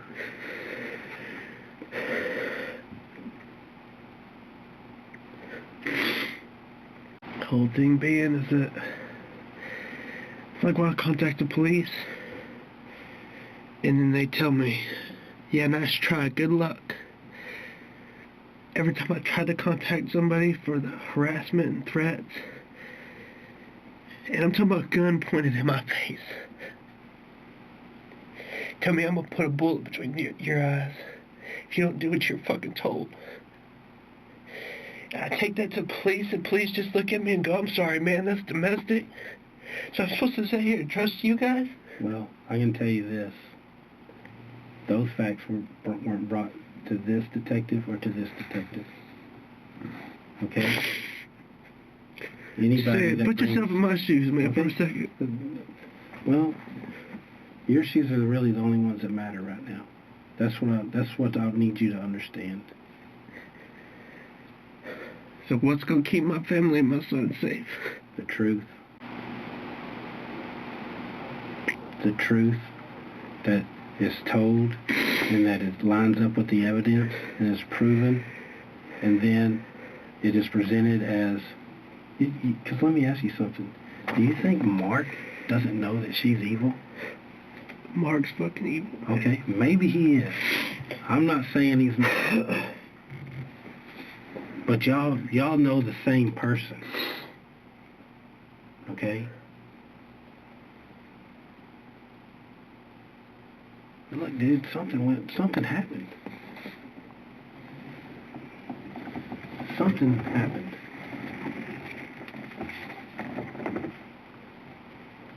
Split-second decision? I don't think it was no, I won't even say I don't think it was planned out. I know 100% it wasn't planned out. There's no way. Split second. Something snaps. She says something that scares you so bad for your family. She makes another threat. There's been nothing done in the past.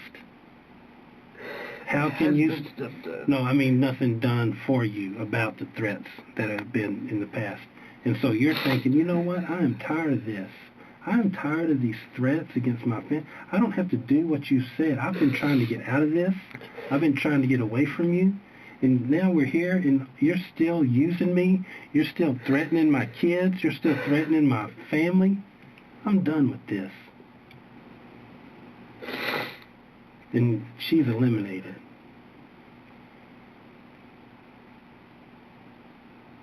Was that a good decision? No. Was it the decision that was made? I believe so. Nobody would help you. Nobody would help you with the threats. So you eliminated what you saw was the biggest source of the threat. Or maybe not the biggest, but part of it, the part that you could get closest to. I don't know. I can't make it up for you, man. You got to tell me. But you're not a cold-blooded killer. No, I'm not, man. You're not. You weren't raised that way. You don't raise your son that way. Okay?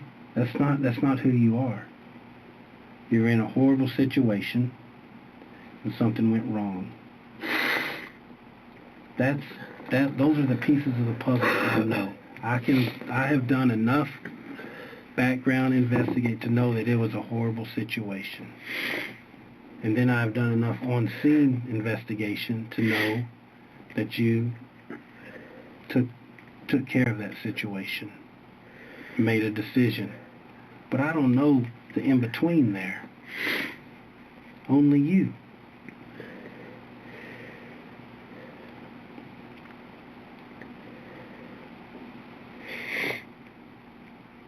I want to listen, man.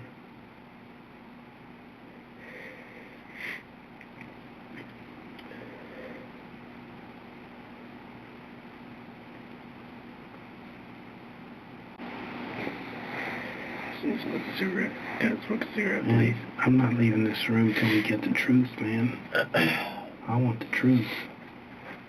Give me the truth, I'll let you smoke. I'll let you smoke 3 cigarettes. And then what? Huh? And then what? And then we get the details, and I line it up with the evidence. And you go home, and I look at everything, and I make decisions. And it's not really my decision. My decision is how I write it up and how I put it together. The question right now is, I have A, and I have B, and I have D, and I have E, but I don't have C. You're the only one that has that. And so my paper that I'm presenting, that I'm writing up for my bosses, it has a gap in it.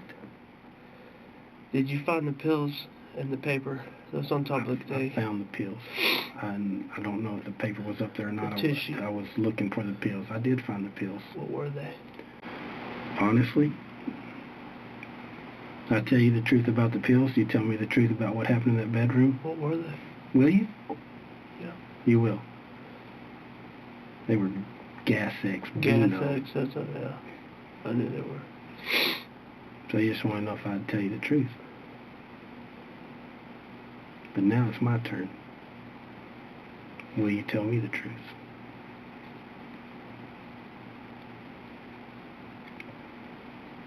I know you want to. You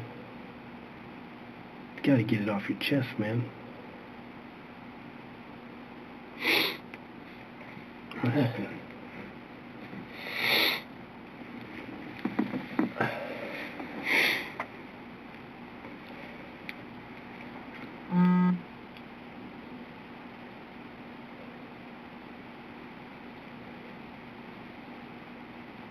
My ankles hurt. My feet hurt. I walked from Mansfield to my house. The whole way I got harassed. The whole way I got joked.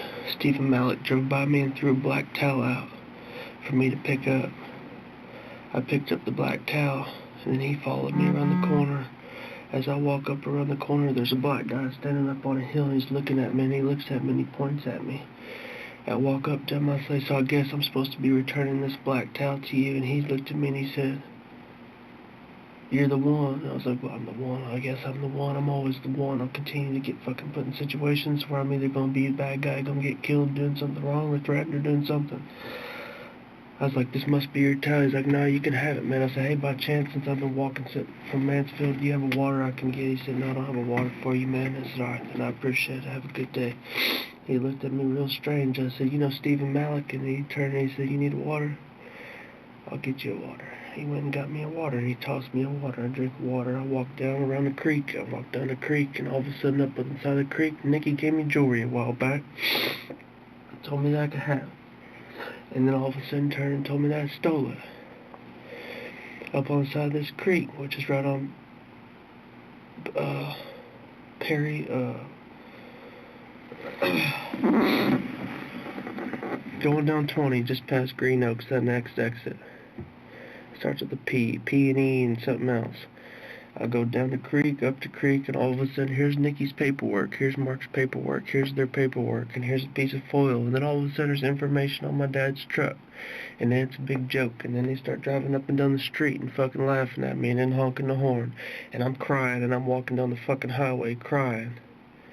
I get up to this next house. I went through with Nikki the next day, and we drove the route that I walked, and all these houses of people, and started playing music and laughing at me. And played music while I said something about, you know, why you want to threaten my son? Well, you stop threatening my son. You already tried to take my dad. You want to threaten me. You want to threaten my life. It's been a continuation for months, man. I've cried out to so many people, and there's so many people that watch me. They've put me on some kind of social media. You ask if I've been on social media? I've been all over fucking social media. I don't know how or where or why, and I've been made out to be some kind of cartoon. And I've been made fun of. And there's situations where even Cowboy, whatever his name is, Clint something or other, he's a comedian, has done little stand-up skits with his baseball hat on that's supposed to be representative of me. Vince LaCarter knows. My life has been a game to these people. They've controlled me in every move I've made, every statement I've said. Every phone call I've made, I've made a phone call, like I said, I called the police and police hung up on me. I went to the police station, Officer Cook sat there and told me, I'll send someone over there. I got a text message within 2 minutes that says, no, I wouldn't try that. It's been a continuation of a threat, it's been a continuation of this, it's been a continuation of that as I walked from Mansfield to Grand Prairie. I get along the way, I get along the highway, all of a sudden, next thing you know, it's like people, there's signs, there's like people drop off shit, throw shit at me. And all of a sudden I get it, I found a license plate. And it was almost identical to the license plate that was on my trailer. Along with that, I found stuff that came out of my dad's truck when he flipped his truck off the bridge. Had job names on it. Had Mark's name on it. With a job that he was working on that he failed. And that's why they fired him. They looked and tried to find every reason to fire him because they didn't want him part of the company no more because of all the stuff that he had done and that him and Stephen Malik had planned.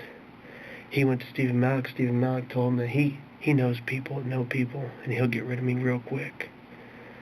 So in a sense, Nikki used that to her advantage. She played the game. That's the time she hired the attorney. My attorney fired me. We didn't even go to court. Took $10,000 from us. We didn't even go to court.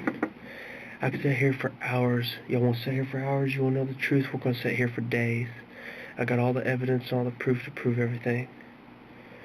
I begged and begged and begged just to be left alone. I disconnected from people with work. I disconnected with people from my family. I disconnected from people with them. I disconnected from everybody. I sat in my house and didn't leave for 7.5 weeks, begging to be left alone. And it continued and continued and continued. Called the police. The police were involved. The police came out. They just basically looked at me and said, it's just domestic. It's civil, man. Sorry. I said, someone has threatened my life. They have sat here and made clear I got it recorded. This is no idle threat. Within the next year, I will kill you. I will bury you. I will put the last nail in your coffin. And if not, I will assure that you never see your son again. And you best be lucky if your son makes it. These are the kind of threats that I get. on a weekly basis for months now. I've let Nikki back in 4 times in the past 5 months. Each time was to get more information, because I've had to become my own detective. I've had to become my own investigator. Because anybody I call, anybody I go to, I get laughed at. I get called crazy. I get called a fucking drug addict. I've been made out to be some kind of fucking meth head or something. It's not who I am. It's not who I want to be. I've had family that's had problems with drugs. I've fought my entire life to keep them out of it. I fought all through high school, all through college to keep my sister away from these people. It's not who I am. I'm a good person. I'm not a cold-blooded killer.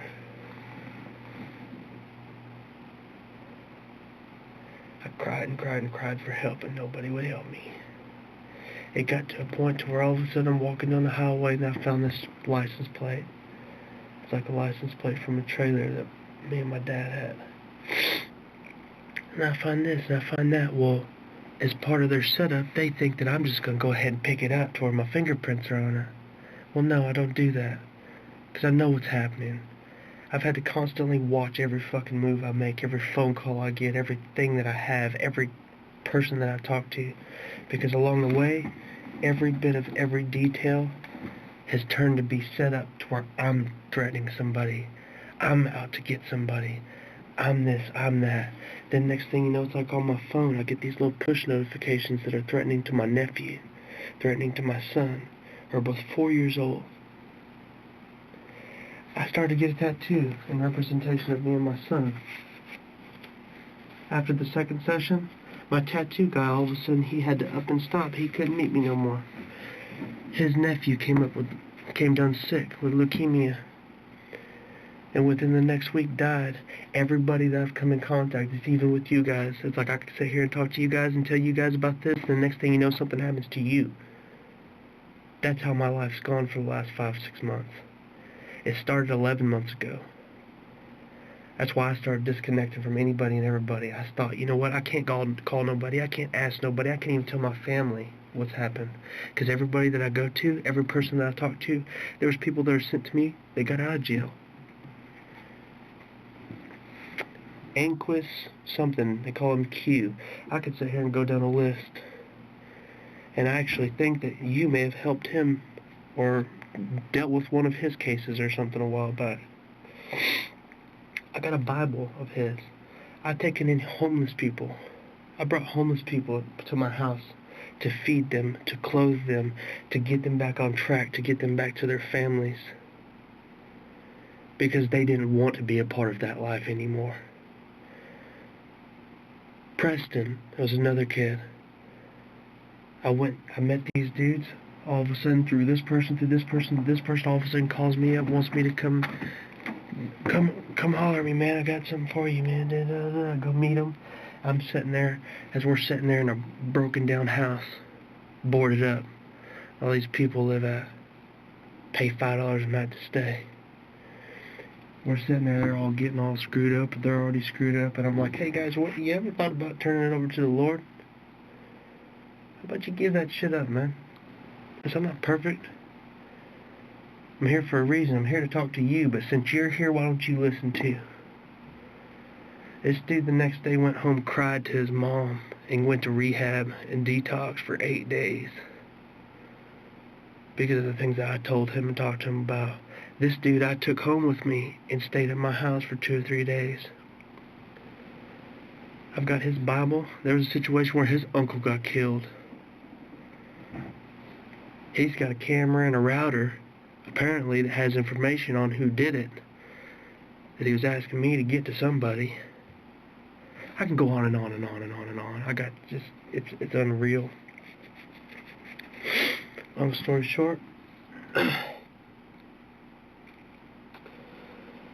love Nikki. Each time she come around begging to help, begging to be there for me.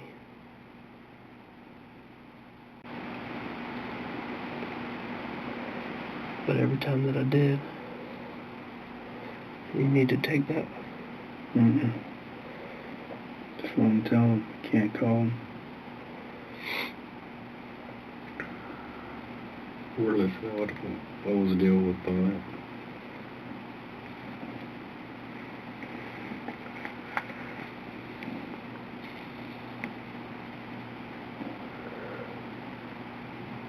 Every time that I let her back in, man, she begged to help me, begged to talk.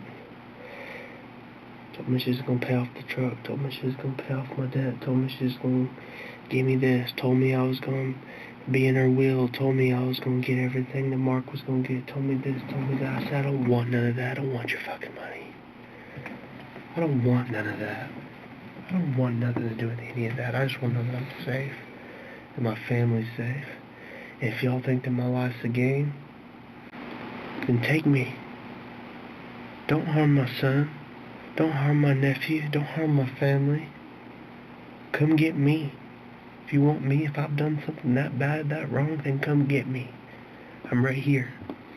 I'm not leaving my house until you come fucking kill me, or you come do whatever it is to me that I deserve, that you think I deserve. For whatever I did. What did I do? Can someone tell me what I did? And it'd be 3 or 4 days, all of a sudden everything would be calm. I'd get my stuff, get ready to go back to work, go get some jobs lined out, and then all of a sudden, boom, here it is again. The threats start, the games start, I got a new phone.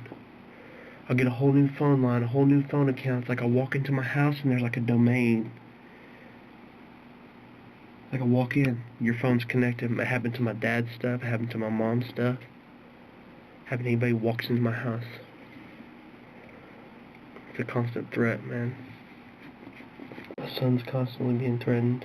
I haven't seen my son. It got so serious that when I went to talk to my ex about it, she said, oh, I know. And you need to leave. You need to go, run, and go far away, Josh. Because these are bad people. They contacted her to let her know. Judy did. Contacted my ex to let her know that there was going to be something seriously bad happen to me, pretty much. I haven't talked to my son. I was winning the custody battle of my son.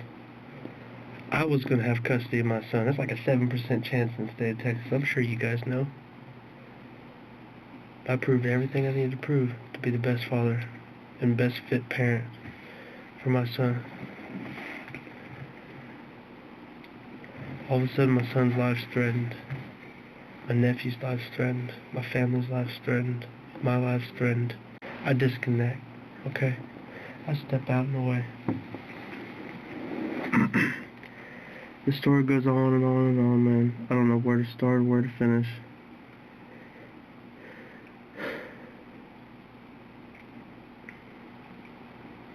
How about we start when you got back to the house after Silver Fox? You got it, man. We got back to the house after Silver Fox. I went to the bathroom. I come out of the bathroom, and she's in there. Gray panties, black top, black shoes.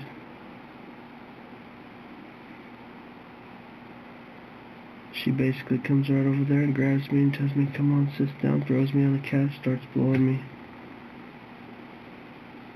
But it was different than it had ever been before. We turned around, I started doing my thing, started doing her thing, we did our thing, and then all of a sudden I went to smoke a cigarette. I went to smoke a cigarette, and then next thing you know, power's messing up, this and that's happening, and she tells me cut the power off, go cut the power off, cut the power off, turn it back on, just flip the breakers on and off, everything's going on just fine. Then all of a sudden she starts to tell me she's going to do this and that, and I better fucking leave, and da-da-da-da. I said, fine, I'm going to leave.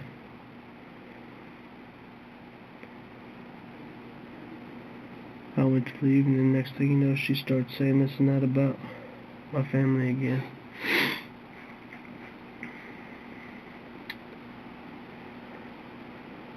I told her, I said, I just want the truth, Nikki, give me the truth. I said, please, if you got something with me, then do it to me.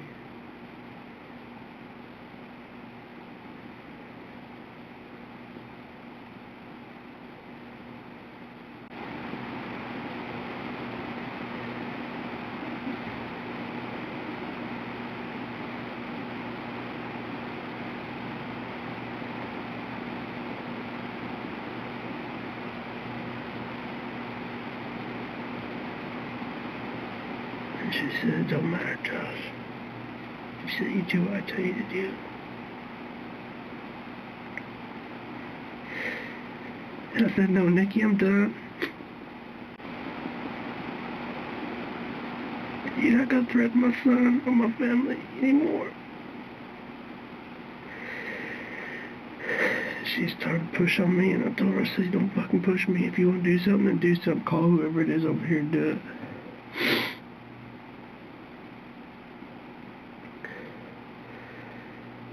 She went back to her room. I followed her to her room.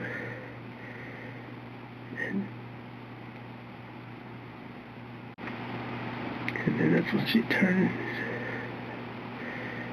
She said something about my son.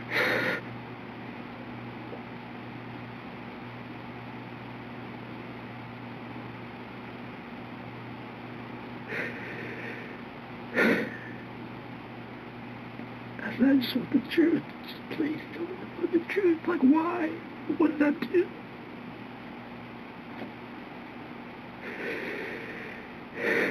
She basically told me that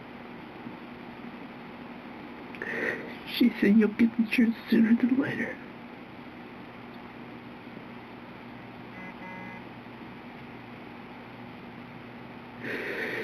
And she calls us trash.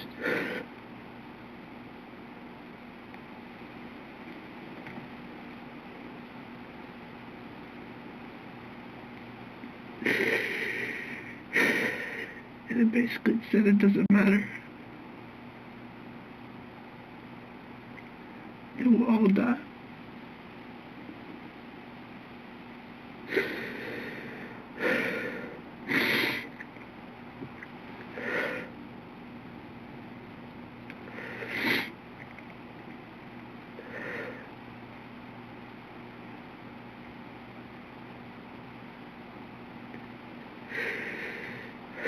So I'm here.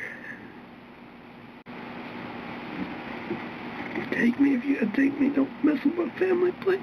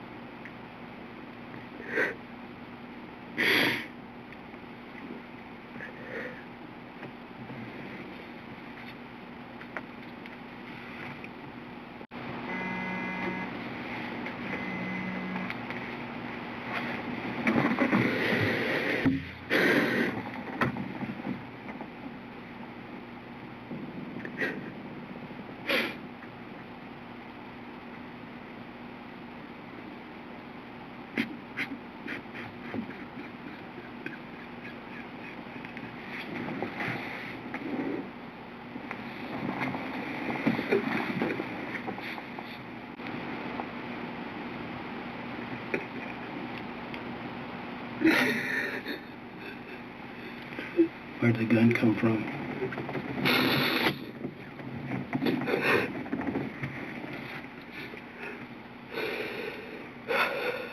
Huh? Where'd the gun come from?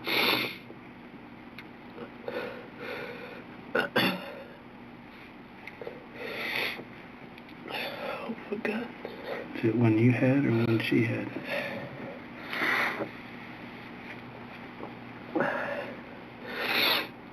When she had, I mean, it was one that I had that disappeared. And when I walked from Mansfield home, someone along the way, I guess people pull up, and he told me to throw my bag.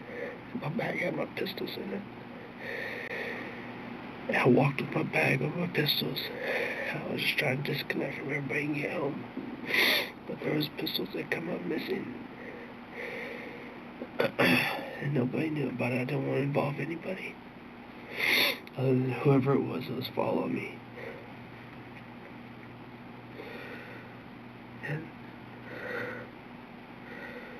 And then it basically, she basically told me I was gonna die, I was gonna kill me.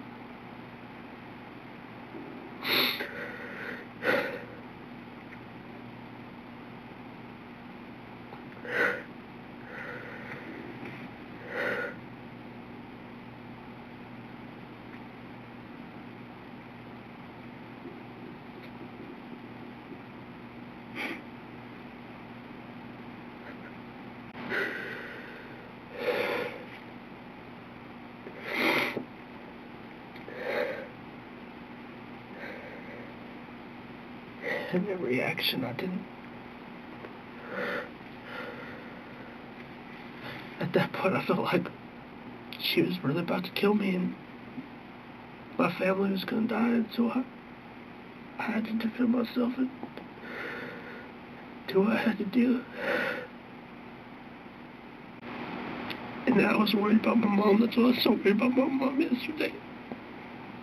Is my mom still down there? Is my son okay? Is my family okay?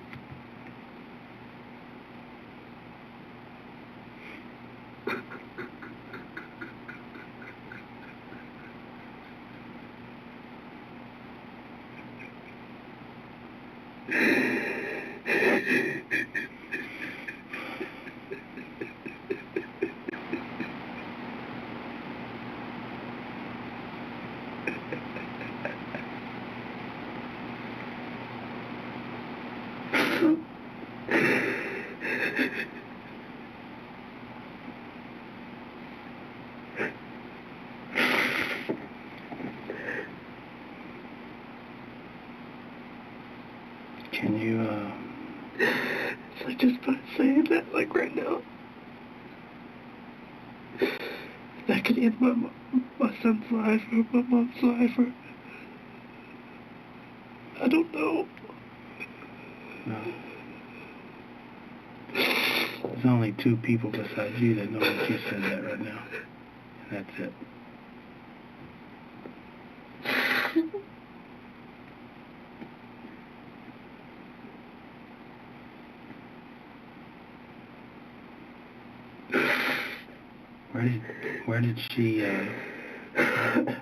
Where did she get that gun from? I don't know. Where was she when you thought she was going to kill you? In the room. In her room? Whereabouts? By her dresser.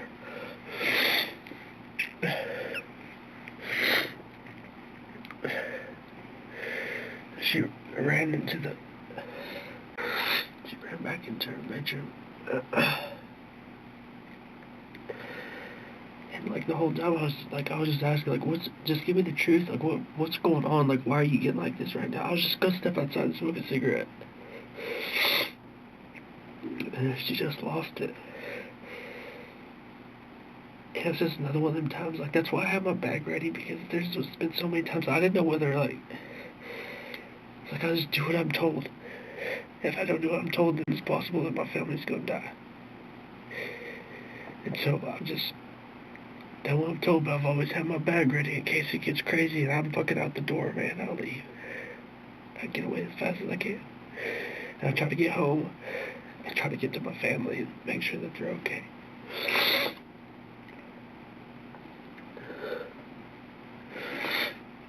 She ran back there. She came back out. She had her hands in her pocket. She pulled one out and she threw something at me. Glass or something. I turned and went to leave, and then she like come at me. And it just all happened so quick.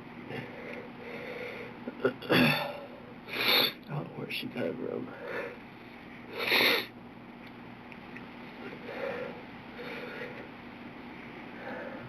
Where were y'all when you got the gun away from her? In her room. What'd she do then? She acted like she was gonna grab something else. I didn't know what else.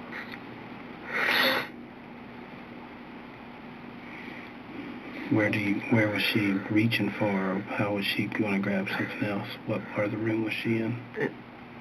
By her bed. Into the other dresser, which was the dresser like what would be my dresser. The side closest to the door, or the side closest to the bathroom? Closest to the door.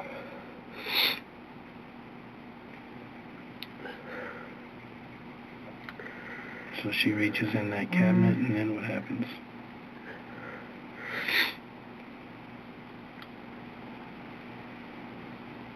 I just asked her, stop. Please just leave me alone. Let me go. Please leave us alone. And then she pretty much tried to...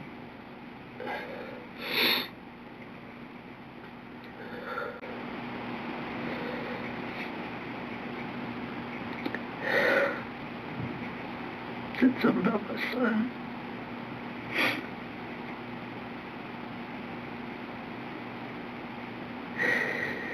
And I thought if I didn't get out that I couldn't protect him.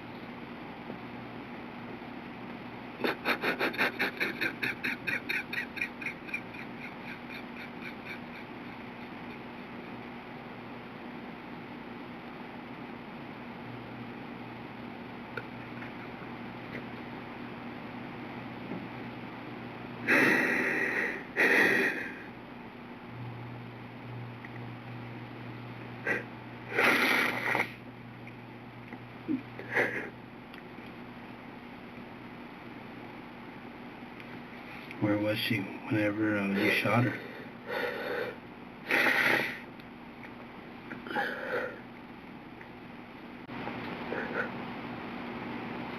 Can I please smoke a cigarette now? Almost. Let's get through a couple more questions. It's the hard part. I just told you everything, man. Almost everything. Was she standing up? Was she still in her room? Yeah. Where was she standing? She was getting something out there, like by the bed. And she reached down, she turned, and she went to throw her hand up at me.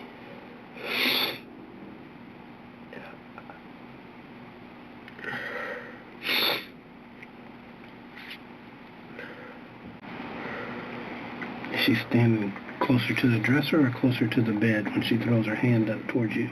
She's like in between. She kind of there's all in the middle of There's like that much room. Yeah. Where were you standing?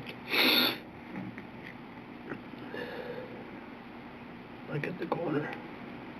Corner of the dresser? Like at the corner of the bed. Okay.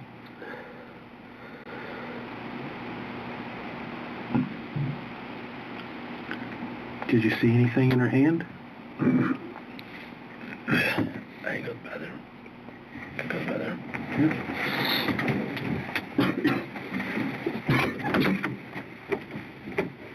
This way, dude.